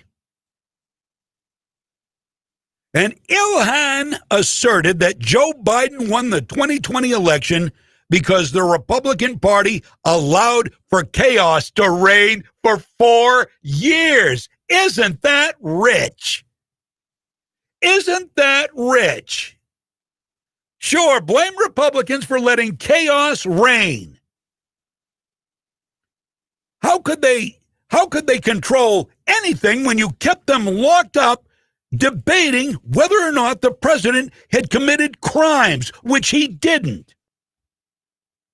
COVID-19, the race riots, that's a leftist last-ditch effort at power. And sadly, unlike all the other investigations, all the other accusations, impeachment, this one is working. Eventually, you keep throwing everything you got at the wall. Eventually, it's going to stick. Are we going to let that happen? Well, I look around, I see people driving around with masks in their car, walking down the street alone wearing a mask. Yeah, well, I think enough of the populace is stupid and brainwashed that they could gain ground. They could take us over.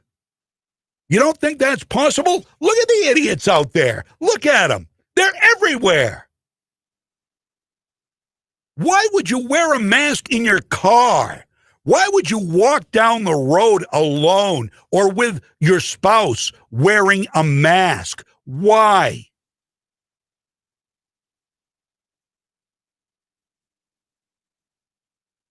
So Ilhan Omar says the Republican Party has allowed for chaos for 4 years. Now, here is the clearly flustered by celebrity presence Jonathan Capehart. Can't get over the fact he's with Ilhan Omar. She's a superstar. She is a superstar. And she's on with me. So he asks the pathetic House member about the election. And it goes a little something like this. Great to be with you, Jonathan. How are you? Great, thanks. I interviewed you before the election on this airs. It's my first time talking to you after the election. Let me just get your reaction to having to say the words, President-elect Joe Biden. It feels good. Not true. But I think for Not so true. many of us who were tired of this president, to have the opportunity to send him off and have him be replaced is just such an exciting moment. And, I think the first day that it was announced, I was just overjoyed. I think so many of us feel light. So many of us feel joyous. So many of us feel hopeful. And for me personally, I am just delighted to not have to live another day explaining to my children why the president of the United States hates their mother. Because you're a communist. I know that Biden invited the American people to be a unifying force against darkness. And as a caucus, we have to be unified against that, to think about allowing ourselves to get the Republicans to decide how we are to function as a caucus. It's really painful because this is, a party that has lied, that has smeared, that has used everything that they can to attack us. And it's a party that has been against the social and economic justice we've all been fighting for. It's a party that has allowed for chaos to reign for 4 years. Oh, social and economic justice. Praise the Lord. We need justice. No, get off your ass and go to work. You want economic justice? Make something of yourself. Don't let the Democratic establishment tell you, oh, you can't make it on your own. Let us help. That's why we have so many sheep. Because it's easier to follow than to lead. It's easier to say I can't do it than I can do it. It's easier to say I won't do it than I will do it.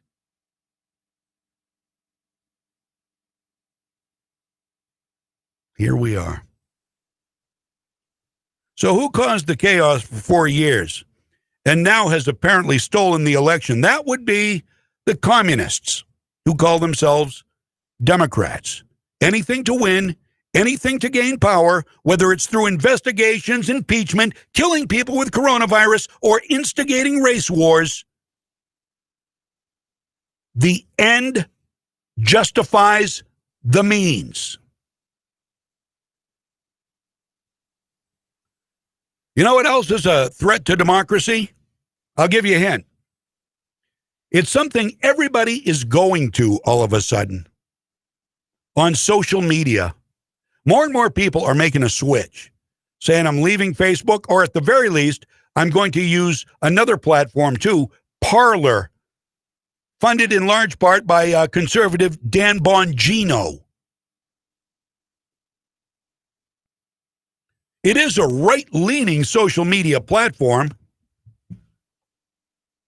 that allows freedom of speech. People are leaving, at least somewhat, Twitter and Facebook and going to alternative sites, and Parler seems to be the big one right now, and they're starting to see it as a threat. Framing the concern that comes with a shrinking ability to control the masses as an issue of echo chambers and the integrity of democracy. This is the mainstream media talking. This is the mainstream media. You think that they would be the promoters of free speech. But no, they're thinking this is horrible. Brian Humpty Dumpty Stelter and Pamela Brown on CNN don't seem to understand that people living in a free country don't like to be censored. We don't like it one bit. People are going more and more into their own echo chambers, more and more into their own bubbles, especially Trump voters. There's this new social media app called Parler getting a lot of attention because conservatives are saying they're leaving Twitter and Facebook, going off to Parler because they believe Parler is a safer space for them. What we're seeing is even more of a bunker mentality in right-wing media, and ultimately that's not good for the country. No, it's not good. It's a threat to democracy that these people are in echo chambers and they're getting fed a diet of lies, essentially. What? It's a threat. What? How does an idiot like this get on television? It's a threat to democracy? A threat to democracy? Says the brains of CNN and Humpty Dumpty, a threat to democracy? An echo chamber? Hello? Lights on, nobody's home. Got it. Do they realize how stupid they sound to people who have some intelligence and can see through the hype, through the crap, through the BS? Do they even know how dumb they sound? I don't think they do. I think they feel righteous, and they don't think they can be wrong. They think everything they say is above board, and they captivate everyone. Well, they don't. Most people I know think they're idiots, and they prove it. I mean, if CNN or MSNBC or both of them ever succumb to the push for truth, these two will be out of jobs. There's no way they can come back, because their objectivity, their potential to be objective is down the toilet. You see Brian Stelter, Humpty Dumpty, you see any of these goons, and you know you don't even want to listen to them, because you know where they're at. You know they are propagandists. They are pushing the DNC, the Democratic narrative, and you're just not going to listen to them. So unless they can make some money doing what they do, writing books, pushing propaganda, they're out of a job. Then maybe they can get a job at McDonald's. I don't even think Brian Stelter's got a good enough voice for McDonald's. I wouldn't want to hear his whiny little Humpty Dumpty voice over the speaker. Yeah, would you like fries? Yeah. Shut up, Humpty Dumpty. Give me somebody who I can talk with. Give me somebody who I understand. 10:52 on Legacy 1160 WSKW. Yeah, this stuff puts me over the top. It really does. It's absurd. It's absurd. So Parler is a threat to democracy. So you hear that? If you folks are leaving Facebook, or you're also getting an account on Parler, which does not block anybody, it doesn't censor speech. Is that why it's a threat to democracy? Because it doesn't censor speech? To the left, to the CNN elites and the MSNBC and the NBC elites, democracy is allowing speech that makes you feel good, squelching speech that makes you feel bad or inconsequential. Oh, you can't make them feel. You can't make them feel like they are being ostracized. You can't make them feel they've done anything wrong. You can't say the truth. That speech is blocked. You can't. On Parler, you can even float conspiracy theories if you want to. Go ahead. It's a free country. It's a free platform. You won't get blocked. You won't get censored. You've got communists running Twitter, communists running Facebook, communists running Instagram, real communists running TikTok. You want to talk about democracy? You want to talk about losing democracy? Look at those platforms. The ones the left embraces. Those are the ones that are a real threat to democracy. Coming up next hour, we're going to be talking about this Dominion software and a very telling story about a Dominion software engineer that'll make your head spin. It will make your head spin what he said. And it should, if you're already thinking the election was stolen, this will push you more in that direction. We'll hear about that. And we'll also talk a little bit about Barack Obama. Did you hear he was on 60 Minutes last night? Oh. Yes. Barack Hussein Obama on 60 Minutes with Scott Pelley, one of the least trusted journalists in America. We'll have that for you. We'll also have a response by Mark Levin coming up, too. Got about 4 to the hour right now. Back. Stick around, please. I'm John James. 1160 WSKW. Take it to Moody's. Take it to Moody's. Collision Center. If your car is a wreck and you don't know where to go, take it to Moody's. You wanna get on with your life, get on with the show, take it to Moody's. Good people you can trust and it won't be a fuss. Take it to Moody's. Collision Centers. MOODY. Your kid was talking on the cell phone, drove right through your own home, sitting in the parking lot. Maybe you get hit a lot, driving through the green light. Suddenly your side swipe, put it in reverse, but it turned out that it was first. Take it to Moody's. Take it to Moody's. Collision Centers. Hi, I'm CJ McKenna, Assistant Dean of Enrollment at Kennebec Valley Community College. Have you been thinking about attending KVCC and need a little nudge? In my position at the college, I have the opportunity to help students begin, continue, or complete a degree. These students are just like you, many balancing multiple responsibilities in addition to their classes. Whether you want to enroll full-time, part-time, or have a conversation about your options, I am here to help. Call me at 453-KVCC, and we can work together to accomplish your educational goals. Why settle for just one day of discounts when Height Chrysler Dodge Jeep's Black Friday sales event will get you the best price on a new vehicle all November long? Stop by today. Height Chrysler Dodge Jeep, 507 Liquid Road, Clowes Corner, Madison. From the Home Auto Group Studios, Farmington Ford and Franklin Chrysler in Farmington. This is WSKW, Skowhegan, Augusta, Waterville, Legacy 1160. ABC News, I'm Jim Ryan. And then there were 2 coronavirus vaccines proving to be effective. Moderna hopes to get FDA authorization in the coming weeks. The company's Stephen Hogue. Vaccines really are on the horizon. In fact, we now have real data in large phase 3 trials showing that they are safe and effective at preventing COVID-19. As with the drug from Pfizer, this one could be available as soon as next month for healthcare workers and first responders.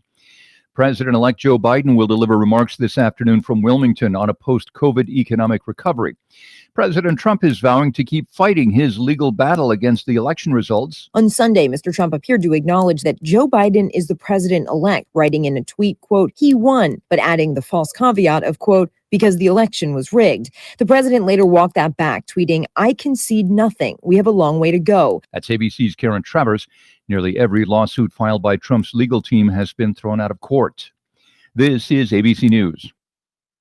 An ISIS operative is now on trial in France for a 2015 terror attack that was stopped by 3 Americans. They helped tackle the heavily armed attacker to the ground after one person was shot on a train from Amsterdam to Paris. A mission with a crew to the International Space Station using the new system from SpaceX will arrive there later today. Not only was this the first ever operational flight for the Crew Dragon capsule, but the astronauts themselves are making history. Victor Glover will be the first Black astronaut to spend an extended time at the International Space Station. Mike Hopkins will officially be sworn into the newly formed Space Force military branch once on the ISS. The crew naming their capsule Resilience, a nod to the many challenges we've overcome this year. Lionel Moise, ABC News. Nearly 70,000 electric cars made by Chevy are being recalled. There are worries that the batteries in the 2017 through 2009 Bolt could catch fire. Jim Ryan, ABC News. Want to hear something amazing? Discover matches all the cash back you earn on your credit card at the end of your first year, automatically, dollar for dollar, with no limit on how much you can earn. Extra cash? Come on, how amazing is that? In fact, it's even more amazing when you realize all the places where Discover is accepted. 99% of places in the U.S. that take credit cards. So when it comes to Discover, get used to hearing yes more often. Learn more at discover.com/yes. 2020 Nielsen Report. Limitations apply. Finally, a bed that senses snoring and automatically responds. Introducing the new Ergo Smart Base from Tempur-Pedic. Our first system that detects snoring, then automatically adjusts by raising the bed. This Black Friday, save up to $500 on adjustable mattress sets during the Tempur-Pedic Smart Sleep event. Get your best sleep. All night, every night. Learn more at TempurPedic.com. Welcome to your Freedom Pep Rally with America's friendliest host, John James. Welcome back. Just after 11 o'clock, right here.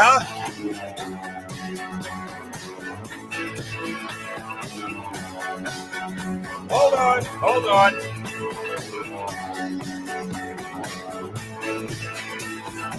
All right, I just had to update something on my computer. We're good. We're back. And let's talk about Barack Obama. 60 Minutes last night. And he sat down with his buddy Scott Pelley. Scott Pelley. Oh, he's a trusted guy, isn't he, Scott Pelley? Not really. Not according to what I've read. He's not a very trusted person at all. There are no real trusted media people in America anymore, I don't think. I mean, journalists. Journalists. Are there any real journalists in America anymore? I think if there are any, they're at Fox News and they are at Newsmax. Yeah, I do think there are some real journalists at Fox News. And Tucker Carlson, they're not journalists. They are in a different league, and they're admittedly in a different league. They are opinion hosts. They are opinion hosts. Those who masquerade as journalists and then aren't, like Chuck Todd, like Joe Scarborough, like Mika Brzezinski, like Don Lemon, like Chris Cuomo. I mean, you name all of them. They pretend to be journalists. Ali Velci. What a poor excuse. Ali Velci and Stephanie Rule. And I could go on and on all day with these people who are supposed to be giving you the news. They don't. I do think Neil Cavuto is very good. I think Bill Hemmer is very good. And there's some others at Fox News who are good. And there are some on Newsmax who are good too. Although I will admittedly, and playing devil's advocate, say that they tend to be a little bit more right-wing.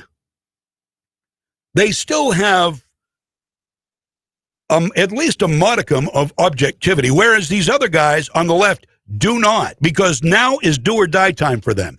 It's do or die. Got to win it, got to take it now, got to seize control and power now, or we're not going to get the chance again.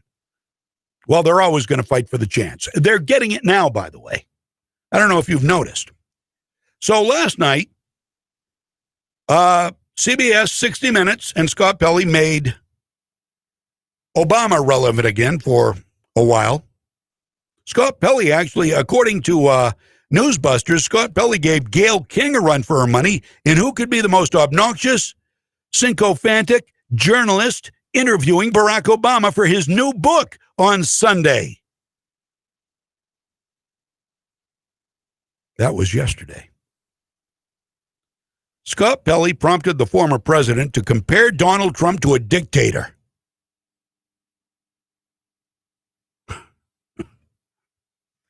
Compared him to a dictator who had weakened our country before our adversaries.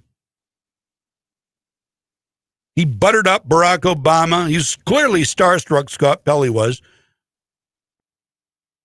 Buttered up Obama as actually being too nice to Donald Trump and claimed Americans wanted Obama to be nastier to Donald Trump than he was. Pelley started off by repeatedly goading Obama to scold Trump for not conceding the election. And this is how it went. What are these false claims of widespread? Okay, first of all, there you go. False claims. Who the hell is Scott Pelley to decide their false claims? Right there. the very first line, Scott Pelley has set himself up as he's a potential DNC chair right there. He doesn't say arguable claims. He says false claims as a matter of fact. That's not journalism. Okay, so let's go back. Here's the amazing Scott Pelley. What are these false claims of widespread election fraud doing to our country right now? The president doesn't like to lose and never admits loss. I'm more troubled by the fact that other Republican officials who clearly know better are going along with this, are humoring him in this fashion. It is one more step in delegitimizing not just the incoming Biden administration, but democracy generally. And that's a dangerous path. We would never accept that out of our own kids behaving that way if they lost. You know, I think that there has been this sense over the last several years. If the game was unfair that our kids lost, yes, we would tolerate it. Justified in order to get power. And you know, that's not unique to the United States. There are strongmen and dictators around the world who think that I can do anything to stay in power. I can kill people. I can throw them in jail. Democrats. I can run phony elections. I can suppress journalists. Democrats. But that's not who we're supposed to be. Mr. Obama is speaking after 4 years of virtual silence on Donald Trump. In a promised land, he wonders if that was a mistake. In your book, you ask, quote, whether I was too tempered in speaking the truth, too cautious in word or deed. Many Americans, Mr. President, believe you were too cautious, too tempered. I understand why there were times where my supporters wanted me to be more pugilistic, to, you know, pop folks in the head and duke it out a little bit more. Pugilistic? He said pugilistic. Why didn't he just say like a fighter? You know why? Because that's how a regular guy would say it. How many people do you suppose had no idea what he meant by pugilistic? I didn't. I had to look it up. But that's how he talks. He talks down because he's better than you. You can hear it. I mean, these little telltale signs, they're better than you. They don't talk like the average person does. They have to use these big words that you have to go to the dictionary if you want to understand them. That used to drive me crazy when, what's his name, was on with Bill O'Reilly, the comedian, who I liked him, but he would use these words that, why? Just talk to me like I'm the average, and I know more words probably than a lot of people out there because that's words of what I deal with. But every once in a while, somebody like Obama or a Democrat will throw out a word that is, because they don't say what everybody can understand. They use bigger words to show you that they're a little bit smarter than you. So don't question me. Don't question what I'm saying, what I'm telling you.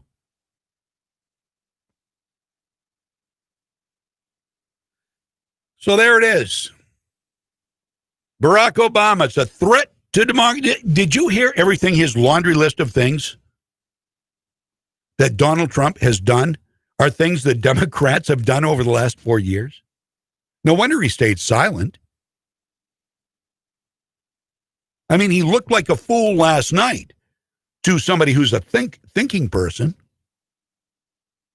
In fact, Mark Levin, it wasn't totally lost on him. He watched the arrogant one, Barack Hussein Obama, as he took the I'm better than you approach, demeaning Donald Trump. According to Mediaite.com, Levin mocked Obama's new memoir while telling the former president not to lecture us about President Donald Trump's refusal to concede the 2020 election. Do you remember what Obama said in that interview about kids? We wouldn't take that from our kids. Can't accept the loss. We wouldn't accept that from our kids. If the game was rigged, we would have our kids' backs. Unless you're a lousy parent. and let your daughter hang out with Hunter Biden. I don't know. Just saying. Not that I want to cast any stones. So before we get started this evening, Levin said, I want to make a comment.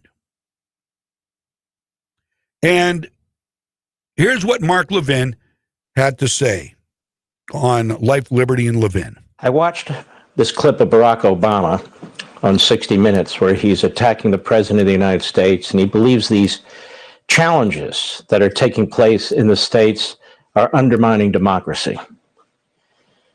He's put out an 800-page book. You'd think he's Winston Churchill. I think this is his third autobiography.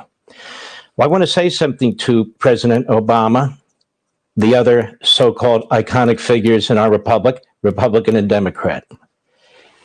Don't you damn lecture us.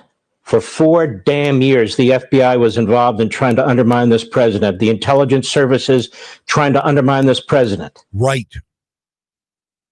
4 damn years. And it went on. There was not one day, not a single day during Trump's presidency that he wasn't under fire by not world leaders, not the people, the folks who wanted unity, the folks who wanted to reach across the aisle, those folks. 4 years continuously.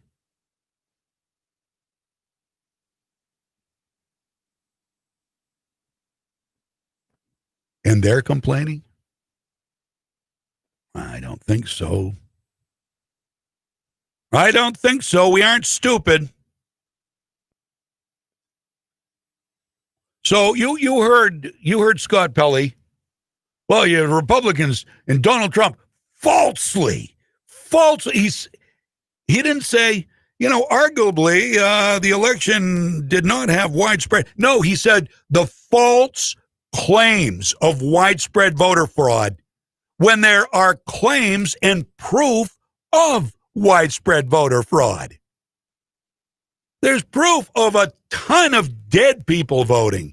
There's proof of dumped ballots that have been commingled with good ballots, so we'll never know the truth. And they had this planned. They're stealing the election. Yes, I believe they had this planned. I think this is all part of the corrupt plan to take down a president. Been going on for 4 years. I believe COVID-19 is part of it and all these lockdowns. I believe the economy crashing with the lockdowns is all part. I believe it's all part of it. I believe it's all part of it. So if Joe Biden does end up in office, let's see what he does. Do you think he's going to shut us down for 4 to 6 weeks? That's what one of his COVID advisors says he should do. 4 to 6 weeks of a shutdown. And what did this COVID advisor say? Oh, we'll pay. We're going to take some money and we'll pay the small businesses and the medium businesses to keep them afloat. We'll pay the paychecks of all the people who are out of... Really? Really? So who's going to put us in debt? Who's going to put us in debt now? How far will that take us down into the crapper? Oh, but Joe Biden will be righteous in doing it, won't he? Different when Joe Biden does it because he's your man. He might not know where he is, who his wife or who his sister is. He might not know what he's doing. He might not know his name. He might not know what his office is. But he's your guy. And he can do no wrong. So here's some details from Dominion. This is from One America News. Democrat leaders in Congress warned last year in a series of letters they are in writing that election technology companies like Dominion Voting Systems are prone to security problems. a result of them having purportedly long skimped on security in favor of convenience. This is the Democrats saying this, just as they're getting ready to launch the biggest mail-in voting scam in history. The allegations were detailed in a series of letters sent in December of 2019 by Democratic Senators Liz Warren, Ron Wyden, and Amy Klobuchar, along with Democratic Representative Mark Pocan. They were addressed to several capital investment groups that had purchased shares in numerous election software companies. Dominion, a big one, has been plagued by reports of glitchy software in at least several voting jurisdictions throughout the country since Election Day. They've categorically denied reports of fraudulent software on its system, stating that there has been no evidence that its voting systems were in any way compromised. Last year, however, Democratic leaders were less certain about that security. They said, quote, "We have concerns about the spread and effect of private equity investment in many sectors of the economy, including the election technology industry, an integral part of our nation's democratic process. We are particularly concerned that secretive and trouble-plagued companies owned by private equity firms and responsible for manufacturing and maintaining voting machines and other election administration equipment have long skimped on security in favor of convenience, leaving voting systems across the country prone to security problems." The letter referred to Dominion as one of 3 election technology vendors responsible for developing, manufacturing, and maintaining the vast majority of voting machines and software in our country. And wait, there's more. Check this out, all right? This I got this off News Thud. This will make your jaw drop. Dominion's top engineer assured. Now you're not mishearing. I want to tell you right up front. I'm not misreading this. You are not mishearing this. I'm telling you about this Dominion guy. And I am reading off the article. Dominion's top engineer assured Antifa activists that he had made effing sure that President Donald Trump wouldn't win the presidential race, according to reports.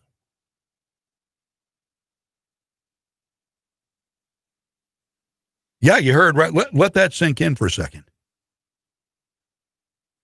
Dominion Voting Systems Vice President of U.S. Engineering, Eric Coomer, allegedly spoke with Antifa members on a conference call and reportedly assured the other participants by saying, quote, "Don't worry about the election.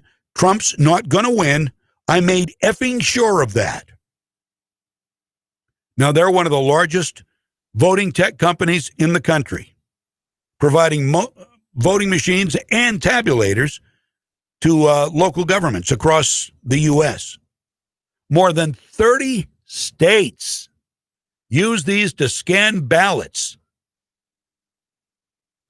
Now, Eric Coomer's profile as director of Dominion Voting Systems was recently scrubbed from their website. I wonder why. Coomer joined Dominion as VP of Engineering in 2010.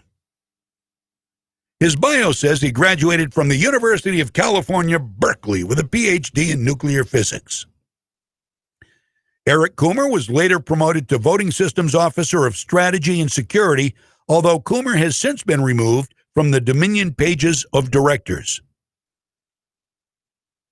In a stunning interview conducted by Michelle Malkin of Faith Education Commerce, FEC,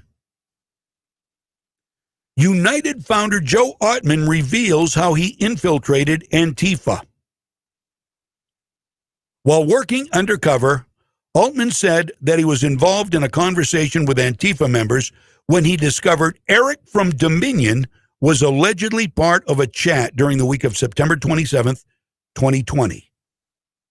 Altman explained that Eric was telling Antifa members they needed to keep up the pressure. When Altman asked, "Who's Eric?" someone answered, "Eric. He's the Dominion guy." Altman said that as the conversation continued, someone asked, "What are we going to do if effing Trump wins?"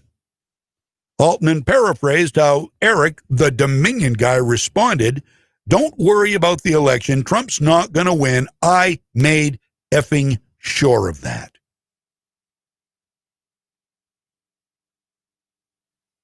Huh. So there you go. So what is America's next move going to be? Oh, Scott Pelley said, false accusations of widespread voter fraud to his hero, Barack, last night on 60 Minutes. Yeah, you have stories like this coming out all over the place. Republicans not being able to watch the vote count in Philadelphia and other cities. Dead voters having their ballots counted. Long dead voters, talking since the 1800s, people still on the rolls. And they were all sent ballots. If they're on the rolls, they didn't cross-check it with, they didn't require signatures of witnesses in many cases. How many, we don't know. How many ballots were filled out and commingled with good ballots quickly before anybody could contest them? We'll never know. Well, and just like that, we have an inept old man and a corrupt woman who are going to be running the show. How does that make you feel? Does that worry you? It worries me. And you know he's going to have a bunch of suck-ups following everything he says. Every suggestion Joe Biden and Kamala Harris make, they're going to be suck-ups, like Gretchen Whitmer of Michigan, like Janet Mills of Maine, like Gavin Newsom. I don't know if you can get more left than Gavin Newsom in California is. They're all ready. They're all ready to jump on the bandwagon of their guy and their girl as soon as ballots are certified and suggestions are made. They can't wait for January 21st when they presume their man, Joe Biden, will somehow find his way to the Oval Office and start signing all sorts of executive orders. And if his legion of cabinet members, or soon-to-be cabinet members, Beto O'Rourke, Bernie Sanders, Pocahontas, if they have their way, one of the first things will be get rid of assault weapons. Going to ban assault weapons. Nobody needs an assault weapon. All right. Well, you didn't need plugs, but you got them. Why'd you get plugs? You don't need plugs. Plugs are dangerous. Plugs are dangerous. They could cause some sort of illness in your brain. I think they have. I think they've caused some serious problems in your head, Joe. But that's a personal thing. I understand that. Plugs can't hurt another person, can they? They can hurt you, but they can't hurt. Okay, let's see. What do you have that, a pen. Oh, there you go. Why do you need a pen? To sign stupid, unconstitutional executive orders. That's dangerous. That's more dangerous than any gun you could ban by executive order. Oh, and by the way, go ahead and sign that executive order. We will not comply. I know there are people that will. That's fine. They can comply. Just like they over-comply by wearing masks in cars and wearing masks when they're riding a bike or walking down the street, or they're alone on the other end of a parking lot. They're wearing a mask just in case there's a bird nearby, or maybe a dog or a cat will scurry by, or you wouldn't want to give the COVID to a squirrel or a chipmunk, right? So you wear masks. That's the mandate here in Maine. Got to wear a mask anytime you're outside, even if you can social distance, wherever you are. And people are doing it because they're lemmings, because they drink the Kool-Aid, because they are part of a cult. Trust me. Go ahead. Go ahead. Tell us again how we're part of a cult. Cult members follow the leader. We do not follow a leader. We do our own thing. Donald Trump has not stomped on any of our freedoms. He has not quelled any of our rights. He has not banned anything. He went along with suggesting masks. He did go along with that. If he doesn't want to wear one, then that's his prerogative. In my mind, he too is a free individual in the country. He also had COVID-19. Maybe it was because he didn't wear a mask. Who knows? 11:26. Back with more. Stick around. I'm John James. WSKW, AM 1160. Take it to Moody's. Take it to Moody's Collision Center. If your car is a wreck and you don't know where to go, take it to Moody's. You wanna get on with your life, get on with the show, take it to Moody's.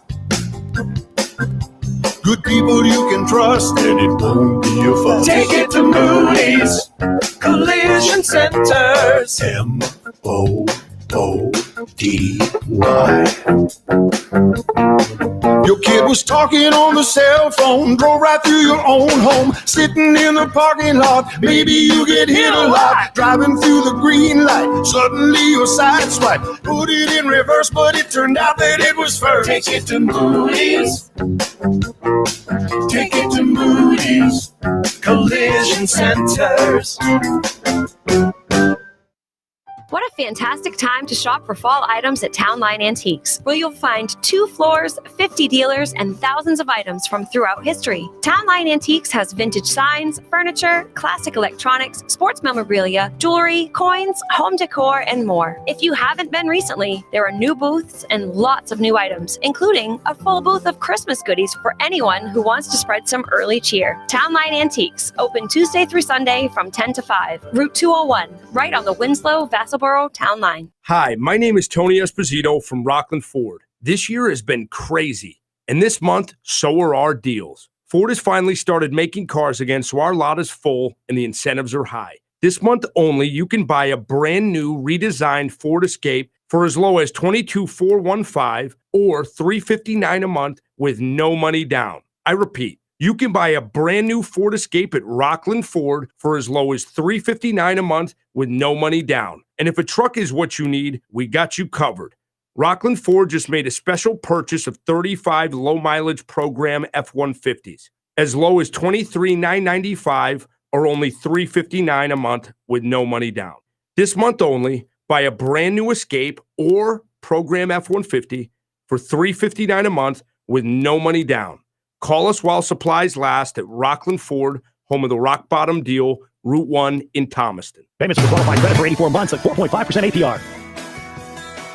Hey, welcome back. Pep Rally for Freedom is here, brought to you by the Gun Shop on Coney Circle in Augusta.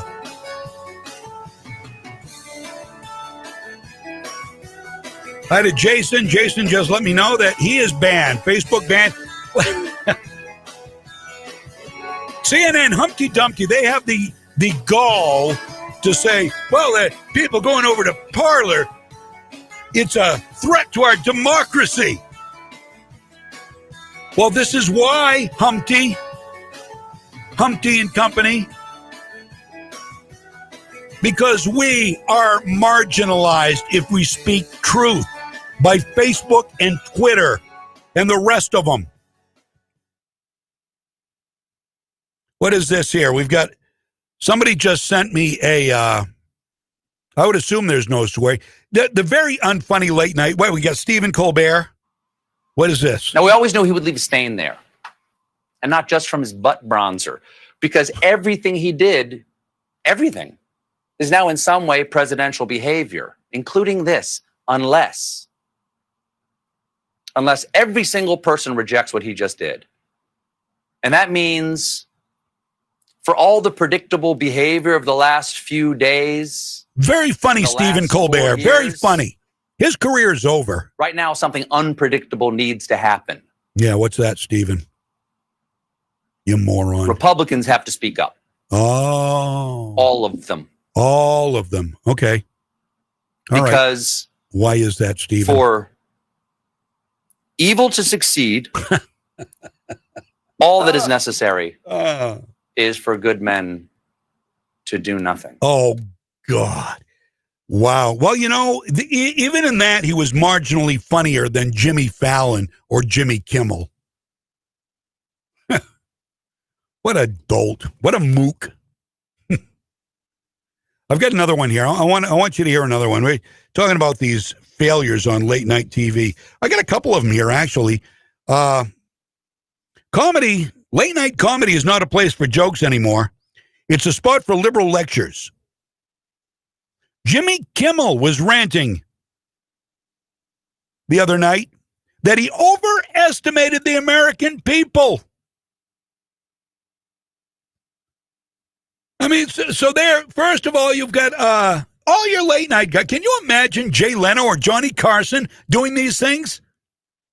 No, because they were men with a craft, and they did it flawlessly.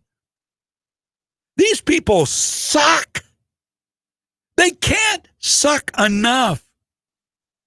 What a certifiable lying idiot. Jimmy Kimmel. Okay, here we go. This is Jimmy Kimmel. This goes back probably a week or two, I think. Funny guy. Think of it. Funny guy. Jimmy Kimmel here. I have to say, I'm very happy and relieved that it looks like we're finally sending this monster back to Mar-a-Lago. But I'm also, yes. Go ahead. Yes. Listen to the raucous applause.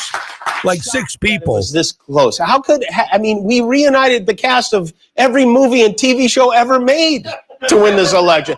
It is unimaginable. Saying that Hollywood should have the power. American voters saw what this man has done to this country over the last 4 years. How he kowtowed to Vladimir Putin. He cozied up to Kim Jong-un. He alienated us from our allies. He put children in cages. He villainized the free press. He hid his tax returns. What a moron. He tear-gassed peaceful protesters. What a moron. He pardoned all his criminal buddies. He extorted Ukraine. He misled us about COVID. He dismantled the pandemic response team. He dismantled healthcare. He called neo-Nazis very fine people. Lies. Listen to him lie. Listen to that guy lie. Can you get any more transparently stupid and dim-witted than that?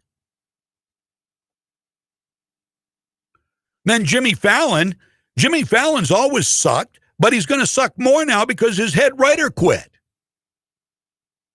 When Trump derangement syndrome forces someone who is a joke writer to quit her job, that in itself is great joke material, which will not be delivered by Jimmy Fallon.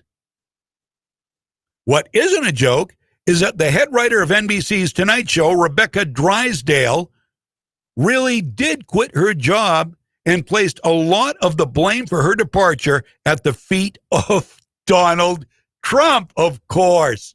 Of course, whenever somebody quits, whenever somebody gets hurt, whenever somebody gets sick, whenever somebody's wife or husband leaves them, it's always Donald Trump's fault. Always. Always. So Rebecca Drysdale is gone. They made it clear I was not a good fit for the show, and I did not agree. I did not disagree. I wish it had gone differently, and I had been able to be what they needed. But that is not how it shook out.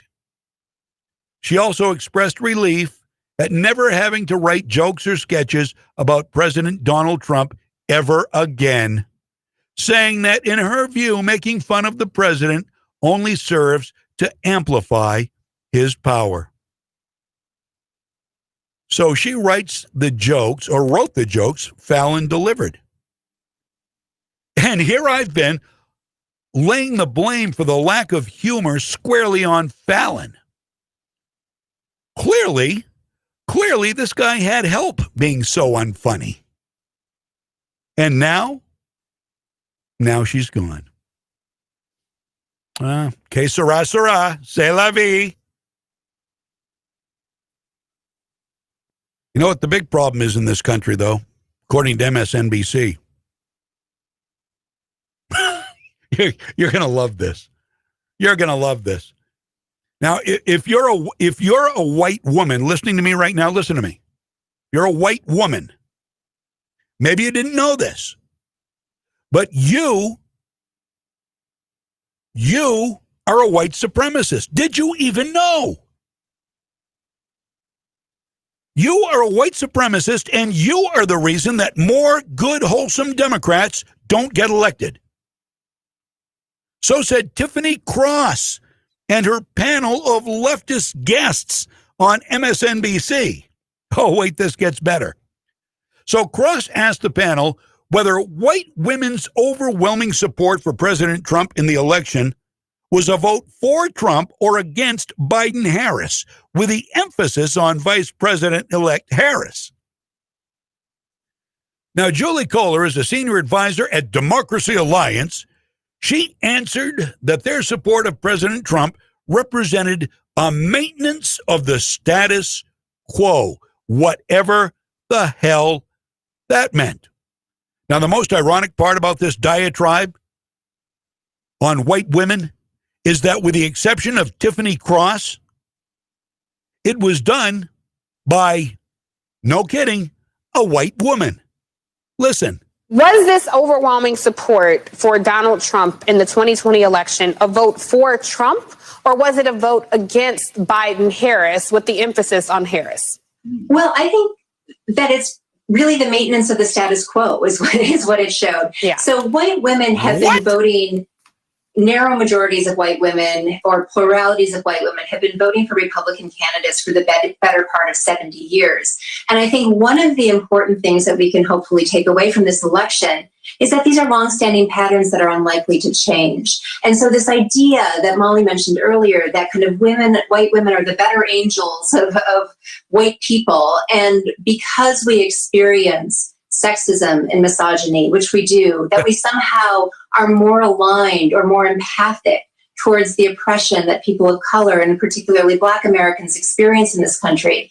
Like, that has been routinely discredited at every point throughout history. Not only have white women and majorities of white women voted Republican for the better part of 70 years, white women have taken an active role in the maintenance of white supremacy. And that has not changed over the course of generations. And so we still see those legacies today, whether it's Amy Cooper or the Permit Patties, or white women that have weaponized their identities against especially Black men who threaten their privilege. These are long-standing entrenched patterns. Now, the one point that Rachel just mentioned that I do think is worthwhile paying attention to, and that I do think sort of this exit poll data obscures, is that I think one incorrect takeaway from this election is that therefore we just wash our hands and say, okay, we're no longer speaking to white women. Like, they're going to do what they're going to do politically. Their interests are... So white women are stupid. You're easily led. You're a white supremacist. I think that's where... Says a white woman. The subgroups of white women, and particularly looking at those white college-educated women who did appear to swing this election, where there has been real infrastructure built post-2016 that is doing real organizing in communities. That's not just swooping in with some ads in the weeks before the election, but that is really using white women's networks in those communities to organize. That does appear to make a difference. Ah, there you go. Community organizing. Why does that not surprise me? Why should it not surprise you? Saul Alinsky talks a lot about it in Rules for Radicals. Organize, destroy, take over, control. The end justifies the means. Community organizing. So, rather than, and that's not lost on these radicals out there in the streets either. Why bother getting a job and trying to advance yourself and your family when you can make signs and community organize? And go out and say, Orange Man bad, system bad, destroy the system, take care of everybody, the greater good. You've heard it all before. White women are white supremacists, says the white woman. Except her and the Democrats because Democratic women are better than you. And don't you forget that. They keep reminding you that. They're better than all of us. They're righteous. They care about people. You don't care about anybody but yourself. Bingo. America. Lose that. You don't care about anybody but yourself. I would say that phrase ought to be lost, except within the nuclear family, where everybody works together. The whole family is a unit,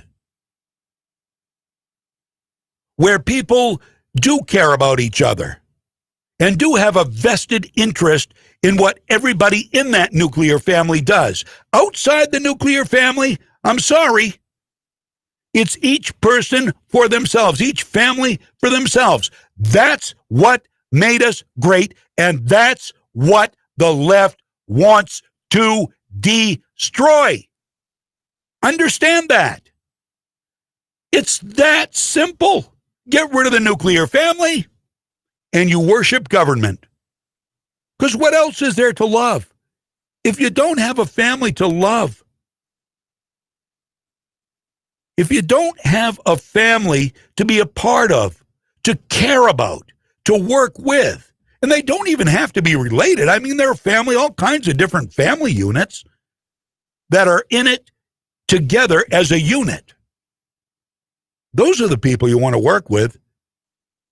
You are not charged with caring for every Tom, Dick, and Harry out there who doesn't want to work, maybe, doesn't have any ambition, thinks they can't do any better because the governor told them they can't, thinks they have to wear a mask in a car because the governor told them to wear it whenever they're outside, even if they can't social distance, or even if they can social. We're individuals. That's why we're great, because we are one group of people, but we are all individuals. Should we never work together for the good of certain things, certain people, certain families? Should we not help each other out? No, it's not what I'm saying. That's not what I'm saying. You can do more good for others when you first do good for yourself and those you love. The government is not an entity you need to concern yourself with pleasing. Not yet. It's getting there, though, isn't it? You don't please Governor Mills, she's telling you, call the cops. You call the cops on somebody who's not wearing a mask. That's her latest edict, apparently. Well, there. How long before the next shutdown? I predict this week. I wouldn't be surprised if restaurants are shut down again. I've heard rumblings about that. And I don't know, because Janet Mills is vague, if nothing. I don't know if there's any truth to what I heard, that you need to wear a mask in restaurants and can only take it off when you eat. So in other words, if you're sitting there at your table before your meal comes, or you want to sit there and talk after your meal gets there, you have to keep a mask on. Am I right about that? I don't know. Is the restaurant going to kick me out if I don't? Well, if they do, they do, I guess. I'm not going. This has gotten to the point where it's too confusing. It's too hard and too inconvenient, really, too inconvenient to follow these stupid orders that mean nothing and have to worry, look around to see if I'm being looked at strangely or being shamed by some, put your mask on. I haven't been shamed yet for not wearing a mask in play. And I haven't worn a mask if I can social distance, I don't put on a mask. It's going to take somebody physically, or not physically, verbally telling me to leave if I don't put a mask on, for me to either put a mask on or turn tail and leave. I'll do one or the other. I don't know which. Depends on if I need what I'm there for, or I can do without it. 1145 on Legacy 1160 WSKW. So let's talk a little bit about the rallies over the weekend. We had one in Augusta, the MAGA rally. And it looked like it was very well attended. And they had one in Washington, D.C. And let me see. Oh, here we go. The Million MAGA March, that's what it was called. It's been called other things. Stop the Steal. That's a big one. That's been a trending hashtag, Stop the Steal. But you know what? You see what we're up against. I am all for that, Stop the Steal. I'm all for that hashtag. I'm all for stopping it. But do you really think facing the mob who will kill you for less, do you think trying to stop this is going to help? Because the mob is all Joe Biden supporters. They aren't conservatives. They aren't nice people, the mob. They are all Joe Biden supporters. They're all Kool-Aid drinkers. They're all lemmings. You aren't going to stop them. They'll kill you. Are we even going to try? Is there going to be a revolution? I'm serious about that, by the way. So the Million MAGA March went on in the nation's capital Saturday. And no surprise here, it turned violent when Antifa and BLM started yelling and screaming and attacking peaceful Trump supporters. The yelling and screaming, though juvenile, is protected. But the attacks are just a typical leftist bully tactic. In this audio, police are escorting a group of rally goers at BLM Plaza who are being verbally and physically assaulted. Now, you'll hear one of the children yelling and screaming, having a temper tantrum. And then you'll hear a woman who was peacefully walking with a flag being escorted get sucker punched by an Antifa thug in the back of the head. You will hear that. This is very disturbing. But here are the peaceful protesters marching along, and yeah, the loud ones are Antifa and BLM. You better be lucky to get your ass beat. Don't bring that shit to D.C., bitch. This is what you got, because you come to our city, our city. Get the fuck out of here.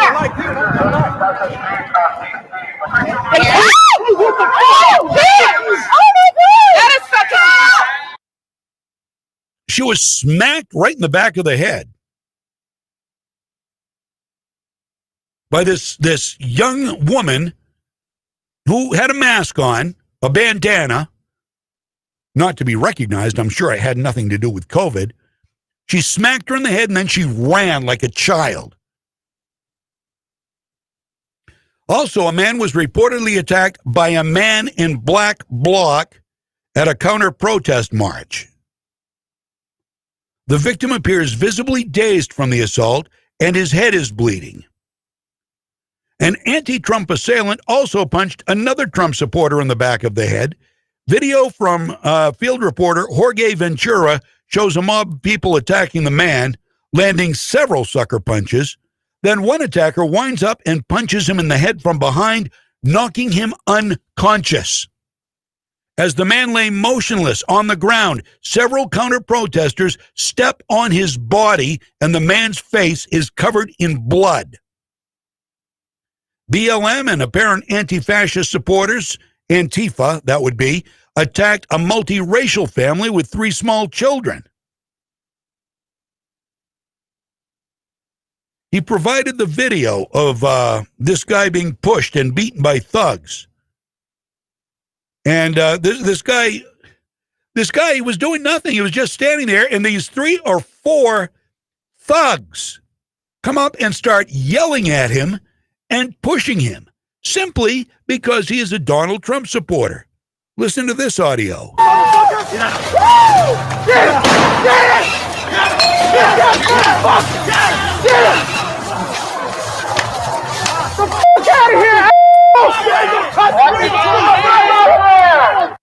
You're not welcome here. This is occupied territory. You aren't welcome here. If you support Donald Trump and freedom, you aren't welcome here. Get the F out. As they beat him with a flag. And they push him. Try it looked like one of those one of those metal things you park bikes in. It looked like they were trying to push him over that. Had his legs up against that thing, trying to push him over that. Black Bloc protesters shot fireworks at Trump supporters who were dining outside. One of them exploded dangerously close to a couple. Hundreds of Antifa and Black Lives Matter protesters swarmed hotels that Trump supporters were staying at. The crowd, some waving Biden flags, chanted, F Donald Trump.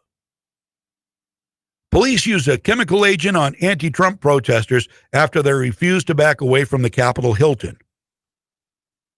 The mood among the MAGA rally people was mostly festive.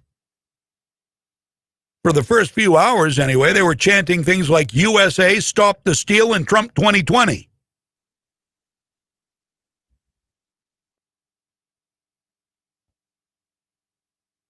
How far are we going to let this go?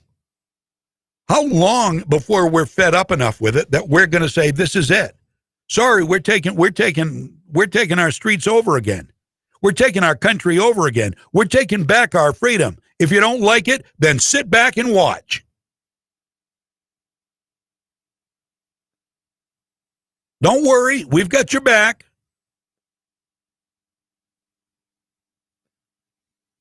That's a revolution. Which is, I would assert, more desirable than a communist revolution, which may or may not initially shed some blood, but it would lead us down a path that our children and grandchildren would be prisoners in. We can't allow that. One good thing did come out of the MAGA rally on Saturday in Washington. NBC and MSNBC reporter Ellison Barber was in enemy territory. Yes, she was among the freedom marchers on Saturday. And this is the one time I can honestly say I heard truth on the MSNBC airwaves. And not surprisingly, the words of truth did not come from the reporter, but rather from the crowd she was in. A man who has dominated the... Whoops. That is not it. Let's try G. We saw dozens of them gathered near us just before this live shot, having some sort of talk. You can hear. I'll show you what it feels like here. The crowd here is chanting fake news, fake news.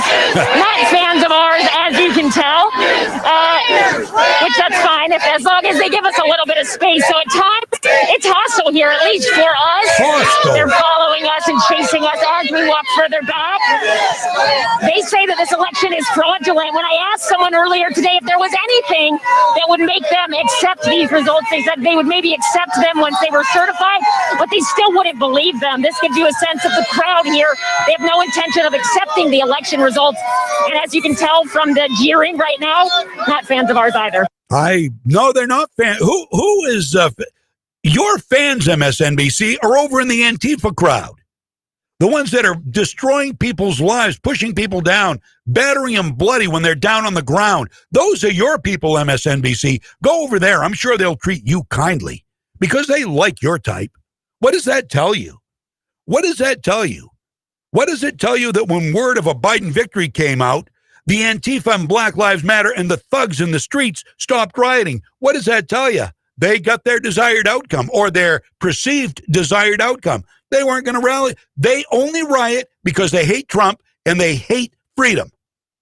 They want to control the narrative. They want to control the country. They want to control the streets. And with Biden in president, they'll be able to do it. He will be the biggest enabler, the leftist ideologues ever had. You want to occupy Seattle? Go ahead. Go ahead. Jenny Durgan, the mayor of Seattle. was okay with you occupying the streets. You're going to get more of the same with Joe Biden in office. He'll be okay. Take over city blocks. Take over a whole damn city. Make it an autonomous zone. That's okay, because you'll have your rights by stepping on the rights of others. And that's just the way America was set up not to work. But your leftists like it like that, because it's all for the greater good. Everybody's going to feel more happy and more secure in their persons when they control the area themselves. That's why we don't want police. We don't need police. I've got time for just about one more. Oh, I've got to take a break. Hold on, maybe not. Maybe I can. Got another thing here about Ilhan Omar. I want to, and actually, it's about the police in Minneapolis.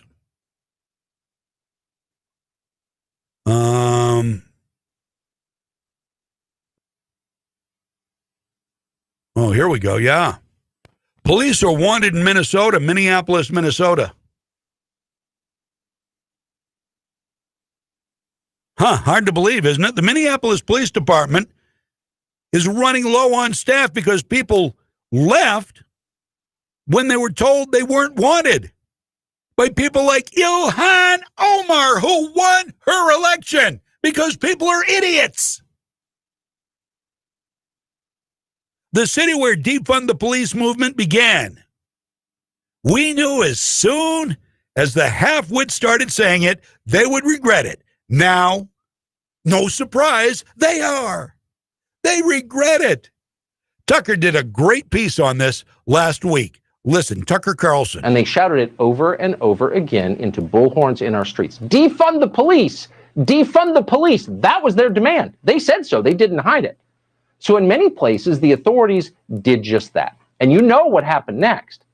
In Minneapolis, which was the first city in America to embrace this lunacy, more than 100 cops are now leaving the force. Crime has become so bad in Minneapolis that the very politicians who once demanded that we defund the police are now begging for more police. That's happening tonight. City officials are now considering bringing in officers from other jurisdictions to restore order and keep citizens from being killed. They're idiots. Violent crime there is up 22% over last year. How'd that happen? You know how it happened. Idiots. And voters do too. Thankfully, this has been a disaster for the Democratic Party. Not profound enough, but still, no one's for it. Who is for defunding the police? Ilhan But pretty Omar. much no one, it turns out. Crime and chaos scare the hell out of homeowners, taxpayers, job holders, anyone with children or pets or cars or furniture or any expectation of life beyond this afternoon. Defunding the police is nihilism, and everyone knows that. Polls show that Hispanic voters really hate the idea, and it's one of the main reasons so many voted Republican last week.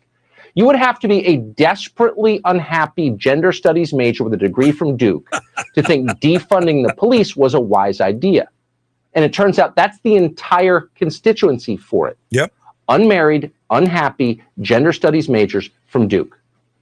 That's not enough people to win an election. No! The squeaky wheel gets the oil, though, right? So they're loud, they're brash, they're idiots, but they're heard. So that's why I make no apologies for being loud, being a little bit brash, being a little bit controversial. Because if you aren't, you're part of the problem. Worrying about the way people feel about me, I'm sorry, that's yesterday. That is yesterday. You can't make a difference if you're going to sit in the corner and say, well, you know, whatever happens, live and let live. Yeah, let them go. Everything will work out okay. No, it won't. No, it won't. It's not working out okay right now. It's not. There was a politician who just won re-election who is all for and is all for defunding the police in Minneapolis and taking down capitalism right along with it. Her name is Ilhan Omar, the one who married a brother to get here from Somalia. Yeah, that Ilhan Omar. She herself committed voter fraud, among other things. The Minneapolis police are currently investigating her. And here's what she had to say last summer. I will never co-sign on funding a police department that continues to brutalize us. And I will never stop saying, not only do we need to disinvest in police, but we need to completely dismantle the Minneapolis Police Department. Listen to the idiots. The Minneapolis Police Department is rotten to the root. And so when we dismantle it, we get rid of that cancer and we allow for something beautiful to rise. Right. And that reimagining allows us to figure out what public safety looks like for us. Oh, we allow something beautiful to rise. Such an idiot.